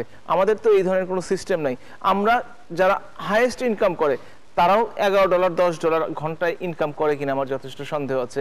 সুতরাং তাদের সাথে আমরা আসলে নিজেদের তুলনা করতে পারবো না। প্রথমেই বলেছি যে আমরা যখন সেই জায়গাটায় তুলনায় যাচ্ছিও না, আমরা বর্তমান বাস্তবতা এবং আমাদের দেশের পরিপ্রেক্ষিতেই আমরা বাস্তবতার কথা বলে, আমি শিক্ষকদের বেতনটা ঠিক এই মুহূর্তে আমি মনে করতে পারছি না, অবশ্যই জানা উচিত ছিল আমার। আমি বাংলাদেশের ডাক্তাররা যে বেতন পায়, বাংলাদেশের পার্শ্ববর্তী দেশ ভারত, ভুটান, নেপাল, পাকিস্তান আমাদের 2 গুণ থেকে 2.5 গুণ বেতন পায় as a starting salary, 40,000 rupee. আর আমরা এখানে পাই কত? 16, 17, 18 বর্জ্য সব মিলে 19-20 হাজার টাকা। সুতরাং সর্বক্ষেত্রেই আমাদের দেখা যাচ্ছে যে কম্পেয়ার করলে বেতনটা অন্যদের চেয়ে একটু হলেও কম আর কি, অন্যান্য দেশের তুলনায়। কিন্তু আমি স্কুল শিক্ষকদের বেতনটা আসলে সত্যি কথা জানি না, জানলে হয়তো আপনাকে বলতাম। জি, আমাদের আলোচনা একেবারে শেষ পর্যায়ে। সবার কাছে আমার একটি ছোট্ট আপনার পরামর্শ কথা আমি বলবো যে আপনার শিশুর স্বাভাবিক বিকাশ ও তাদের সর্বোচ্চ সুরক্ষার জন্য স্বল্পমেয়াদে এবং দীর্ঘমেয়াদে কি উদ্যোগ দরকার জনাব রাজিদুজ্জামান রতন? 3টা দিক খুব দরকার। একটা হলো তার পুষ্টি, সেটা নিশ্চয়তা বিধান করা। 2, তার সামাজিক নিরাপত্তা। শিশু যেন মনে করে এই সমাজে আমি নিরাপদ বোধ করি, আমার চারপাশে যে মানুষ আছে তারা আমাকে আক্রমণ করবে না, তাদের কাছে আমি সহযোগিতা পারি। সামাজিক একটা আন্দোলন তৈরি করা, সামাজিক নিরাপত্তার বোধ তৈরি করা। আর তৃতীয়ত হচ্ছে শিশুর মনের মধ্যে একটা স্বপ্ন এবং একটা সম্ভাবনা জাগিয়ে তোলা। এই দেশটা আমাদের, এই সুন্দরবন আমাদের, এই সমুদ্র আমাদের, এই মধুপুরের গড় আমাদের, এই নদী আমাদের, এবং এগুলো নিয়ে আমাদের বাঁচতে হবে। কালকে যেমন আমরা বাসাদের পক্ষ থেকে আমরা সুন্দরবন অভিমুখে একটা যাত্রা করবো, কারণ প্রধানমন্ত্রী চ্যাম্পিয়ন অফ দ্য আর্থ পুরস্কার পেয়েছেন। আর আমাদের সুন্দরবনটা কি রামপাল তাপবিদ্যুৎ কেন্দ্রের কারণে ধ্বংসের মুখোমুখি হয়ে যাবে? আমাদের দেশের শিশুরা কি এগুলো নিয়ে ভাবছে? যদি ভাবতো, আমার এই বিশাল বিস্তীর্ণ সমুদ্রের পাড়ে আমাদের সমুদ্র সৈকত, আমাদের এই এত 24,000 কিলোমিটার দীর্ঘ আমাদের নদীপথ, আমাদের দেশটা এরকম নদী বিধৌত দেশ, তাহলে এই দেশ কত সম্ভাবনার দেশ, সেই দেশের নাগরিক আমি। ফলে আমি এই দেশকে ভালোবাসবো, দেশের মানুষকে ভালোবাসবো, এই বোধটা শিশুর মধ্যে তৈরি করা দরকার। জি ধন্যবাদ। অ্যাডভোকেট এলিনা খান, সংক্ষেপে যদি বলেন। সংক্ষেপ হচ্ছে যে স্বল্প এবং দীর্ঘ একসাথে যেটা আমার দরকার সেটা হচ্ছে নিরাপত্তা আজকের থেকে এবং যতদিন বেঁচে থাকবে। স্বল্পমেয়াদী দীর্ঘমেয়াদী একটা বিষয় আমার শিশুদের জন্য খুবই জরুরি। শিশু মানে আমরা নিরাপদ থাকবো, আর ভবিষ্যতে তারা কি করবে তাদের জন্য একটা নিরাপদ আশ্রয়স্থল তৈরি করা, তাদের যে ফান্ডামেন্টাল রাইটস, মৌলিক অধিকার, শিক্ষা, বাসস্থান, খাদ্য, সবকিছু মিলে যেটা তার দরকার, চিত্ত বিনোদন, সবগুলো মিলে যেন তাদের ভবিষ্যতের একটা সুন্দর একটা নিরাপদ আশ্রয়স্থল যেন থাকে, সেটার জন্য দীর্ঘমেয়াদী একটা পরিকল্পনা জরুরি। জি সাদাত হোসেন। আমি তো বলবো সংস্কৃতি চর্চা বাড়াতে হবে শিশুদের জন্য, শিশুদের অভিভাবকদের জন্য। যে চর্চার মধ্য দিয়ে আমাদের পরিবারে যে এখন ধর্মীয় সামাজিক অনুশাসনের অনুপস্থিতি দেখা দিচ্ছে, শাসনের প্রয়োজন পড়ছে, আমরা তবে আবার সেই অনুশাসনকে তুলে নিয়ে আসতে পারবো সংস্কৃতি চর্চা। ধন্যবাদ। ইমরানুল হক চৌধুরী। যে আমি শিশুরা সাধারণত কোথা থাকে, পরিবারে এবং গ্রামে যদি ধরি স্কুলে, আর ইউনিয়ন পরিষদের মধ্যে, এই এলাকার মধ্যে ওই পরিবার এবং স্কুলকে শিশু বান্ধব করতে হবে সোজাসুজি। এটার জন্য যা যা করতে হয়, শিক্ষকদের ট্রেনিং দেওয়া লাগে, বাইলে আপা যেভাবে বললেন যে সাইকিয়াট্রিস্ট দরকার, এটা একটা আইনের প্রয়োগটা নিশ্চিত করতে হবে। বলা ছিল যে শিশুদের জন্য আলাদা আইন, আদালত এগুলো থাকার কথা ছিল, এগুলো করা হয়নি। আরেকটা বড় জিনিস আমি এখান থেকে আবেদন জানাবো, ministry of women and children's অ্যাফেয়ার্সের মধ্যে আলাদা শিশু বিষয়ক একটা ডাইরেক্টরেট করা, এবং ওই ডাইরেক্টরেটের আন্ডারে ডিভিশন, জেলা, উপজেলা পর্যায়ে আলাদা কর্মকর্তারা থাকা, যেখানে শিশুদের বিষয়টা তার দেখাশোনা করে। Thank you. বন্দনা মির্জা, শিশুর স্বাভাবিক বিকাশ ও সর্বোচ্চ অধিকার নিশ্চিত করার জন্য কি করা উচিত? আমার মনে হয় সবাই তো বললেনই, আমি আরেকটি জায়গা দেখি, সেটা হচ্ছে যে যত বেশি আমরা ইউনিভার্সিটি লেভেলে যাই তত ভালো শিক্ষক নিয়োগের জায়গা বা গুরুত্ব দিয়ে দেখতে চাই, কিন্তু আসলে শিশুর গঠন হয় প্রাইমারি লেভেলে, এবং সেইখানে যদি শিক্ষকদের দক্ষতা বাড়ানো না যায় তাহলে আসলে বললেন যেমন যে অবশ্যই শিশু বিদ্যালয়ে যাবে না কেন, তো শুধু আসলে তার কাউন্সেলিং দরকার, তার একজন ভালো শিক্ষকই সেই কাজটি করতে পারেন। এক্স্যাক্টলি, খুব সুন্দর জায়গায় আপনি অ্যাড্রেস করেছেন, কারেক্টলি অ্যাড্রেস করেছেন। ডক্টর হাবিবুল্লাহ, আপনার শেষ বক্তব্য। আমার মনে হচ্ছে যে সামাজিক নিরাপত্তা বাড়াতে হবে, সেজন্য অর্থনৈতিকভাবে আমাদেরকে শক্ত ভিত্তির উপর দাঁড়াতে হবে। অর্থনৈতিক মুক্তি ছাড়া আসলে এই সমস্ত সমস্যার সমাধান করা আদৌ সম্ভব হবে আমি সন্দিহান। জি ধন্যবাদ সবাইকে আজকের সুন্দর আলোচনায় অংশগ্রহণ করার জন্য। দর্শক, শিশুর অধিকার ও নিরাপত্তা নিশ্চিত করবার মধ্যে দিয়েই সম্ভব উন্নত ও সুন্দর বাংলাদেশের বিনির্মাণ। এই জন্য শিশু অধিকার ও সুরক্ষা সংক্রান্ত নীতিমালা ও আইনের যথাযথ প্রয়োগ নিশ্চিত করতে হবে। শিশু হত্যা কিংবা নিপীড়নের সাথে জড়িতদের দ্রুত বিচারের আওতায় আনতে হবে, তাদের বিরুদ্ধে সামাজিক প্রতিরোধ গড়ে তুলতে হবে। তথ্য বলছে দেশে এখনো প্রায় 34 লাখ পথ শিশু রয়েছে। তাদের মৌলিক অধিকার নিশ্চিত করবার জন্য একটি সমন্বিত কার্যকর পদক্ষেপ গ্রহণ করতে হবে। আমাদের মনে রাখতে হবে, শিশু হচ্ছে মানব সভ্যতার প্রথম অবদান। এই শিশু একদিন বড় হয়ে তার শ্রমশক্তি ও প্রতিভার অবদানে সভ্যতাকে এগিয়ে নিয়ে যাবে। সুতরাং শিশুদের শারীরিক, মানসিক ও সাংস্কৃতিক বিকাশে পুষ্টি, শিক্ষা, স্বাস্থ্য, নিরাপত্তা ও বিনোদনের পর্যাপ্ত সুযোগ সুবিধা নিশ্চিত করতে হবে। দর্শক, আজ এ পর্যন্তই। অনুষ্ঠানটি পুনঃপ্রচার হবে সকাল 8:10। আগামী সপ্তাহে আবারও ফিরে আসবো আমি সৈয়দ আশিক রহমান। সবাই ভালো থাকুন, সুস্থ থাকুন। সঙ্গে থাকার জন্য আবারও ধন্যবাদ। শুভরাত্রি।